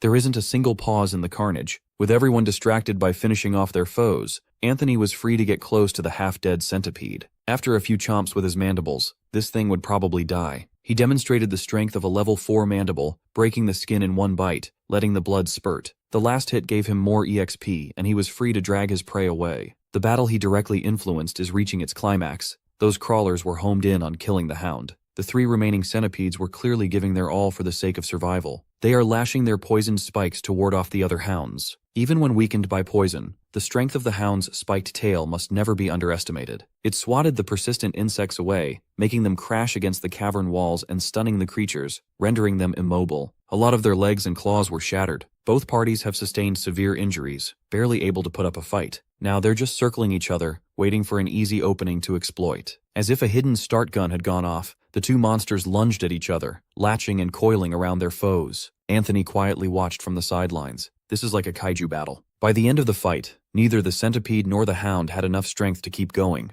They fell on the floor at the exact same time. Both creatures collapsed, completely spent and down for the count. Anthony was free to walk in the bloody aftermath of the all-out war. All of these creatures are on the verge of death, unable to defend themselves. It's horrible news for them, but it's like Christmas for our ant boy. He pats himself on the back for making stronger monsters dance in the grip of his mandibles. He was like a master conductor at a concert. All of these helpless idiots with a sliver of health were basically a free farm of unprecedented EXP and biomass harvest. The Lupus Draco cubs ranged from level 3 to 4, while the Claw Centipedes were around level 2 to 3. They each gave Anthony varied amounts of EXP, but it all added up to more than he ever harvested before. This made his EXP bar shoot up to the moon, reaching the level cap and unlocking the evolution menu. The system notification was music to his ears. Anthony dropped down to his many knees and prayed to Gandalf. After dealing the last hits, it's time to munch on some dead meat. He nibbled just enough out of every carcass to slurp the juicy biomass. He's been hearing something, a sound that keeps growing louder. He needs to consume like a glutton to maximize his harvest. For some reason, he has a terrible feeling that the sound is coming his way. Biting into the meat of the Lupus Draco cub, a new creature yet to be unlocked in his profile portfolio, granted him bonus biomass. When they grow up, they become fearsome wolf dragons. Anthony wanted to stay for another hour, or even just 10 minutes,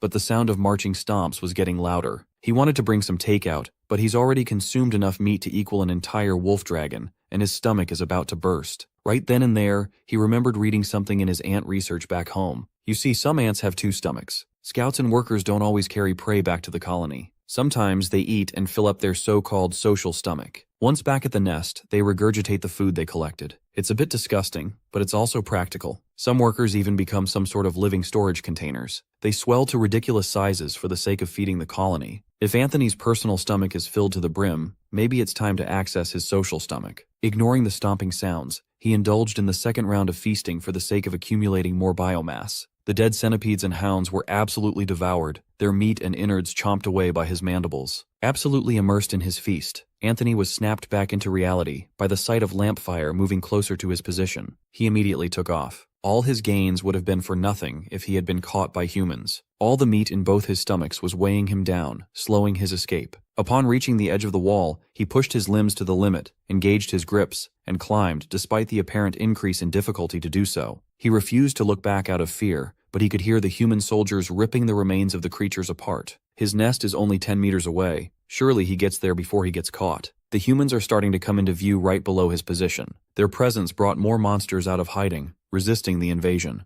No matter how dominant the claw centipedes and wolf dragons were in this ecosystem, they were no match against coordinated attacks by humans. Blades, magic, and arrows were mightier than uncontrolled savagery. Anthony cloaked himself with stealth and pushed his fat ass up the damn wall. Sounds of spells being cast, arrows whistling in the air, and swords being swung filled the cavern. It was a one-sided slaughterfest. Thankfully, Anthony managed to reach his tunnel without being spotted. Since he can't go out through the main entrance, he must utilize the dirt wall. He prepared this escape route beforehand, but now, his ass had become too fat to fit through the little hole. He's got too much junk in his trunk to squeeze through. Anthony tried his hardest to pull out, but he was more stuck than a stepsister in a washing machine. After expending all of his strength, he managed to force his way out of the little hole, face-planting in the process. Now would be the time to spend his biomass and haul his ass down the crater. At the cost of 4 biomass, he upgraded his acid glands to +3 and legs to +1. Just like with his vision upgrades, upgrading acid glands felt like the worst diarrhea, with the way it burned his ass. The sensation was horrible, but he could not afford to stay still. He would prefer not to fall to his death after reaching the crater. With added weight, each step will have to be properly supported. Hopefully, the 1-level upgrade to his legs gives him enough strength to sustain a lot of extra bulk. The way down the dark crater was treacherous. He had a lot of close calls. His grip and upgraded legs were struggling to keep him attached to the walls. Halfway down the hole, a massive explosion shook the entire dungeon, sending some debris down the crater. Those humans must have detonated a nearby dirt wall. That means they're past his nest and about to find this crater. With utmost urgency, Anthony threw caution to the wind and skittered straight down as fast as he could. Staying near the blasts would get him killed. Those humans are bound to make the climb down, and he only has enough time for one important task. Thankfully, he reached the bottom without any major incidents. It was exhausting and nerve-wracking, but he made it. He opened the system and accessed the evolution menu. With congratulations, the system presented him with a choice to pick the path he wanted to walk on. He can evolve as a mature worker ant, effectively staying a formica, or branch out and condense his monster core. Being a mature worker ant would increase his stats and unlock new skills on a linear path. On the other hand, condensing a monster core will allow him to utilize MP and to empower custom evolution. Right now, advancing as an adult worker ant would give him the greatest boost in survival, but condensing a monster core opens the door to a world of magic. Thoroughly enamored by the second choice, he didn't hesitate to pick the riskier path. Anthony blacked out for an unknown amount of time. He labored to slowly open his eyes back up. The first thing he felt was the boiling ball of heat inside his thorax. It's probably his newly spawned monster core. He got back up to his feet, weakened and slowed by the evolution process. He can't stay in this place for a prolonged period of time. The soldiers are still up there. Those humans could be dropping down the crater to investigate. Although it's hard, he has to move. While on the run, he opened his status window to see what had changed. His level went down, and his status took a massive downgrade. He cursed Gandalf for resetting his progress back to level 1. All his hard work, hunting, and accumulating experience went up in smoke. The ridiculous luck and opportunities he created for himself were wiped out. It hasn't been easy to survive up to this point. A reset doesn't feel justified at all, but when he calmed down and took a closer look at his status window, he found the silver lining.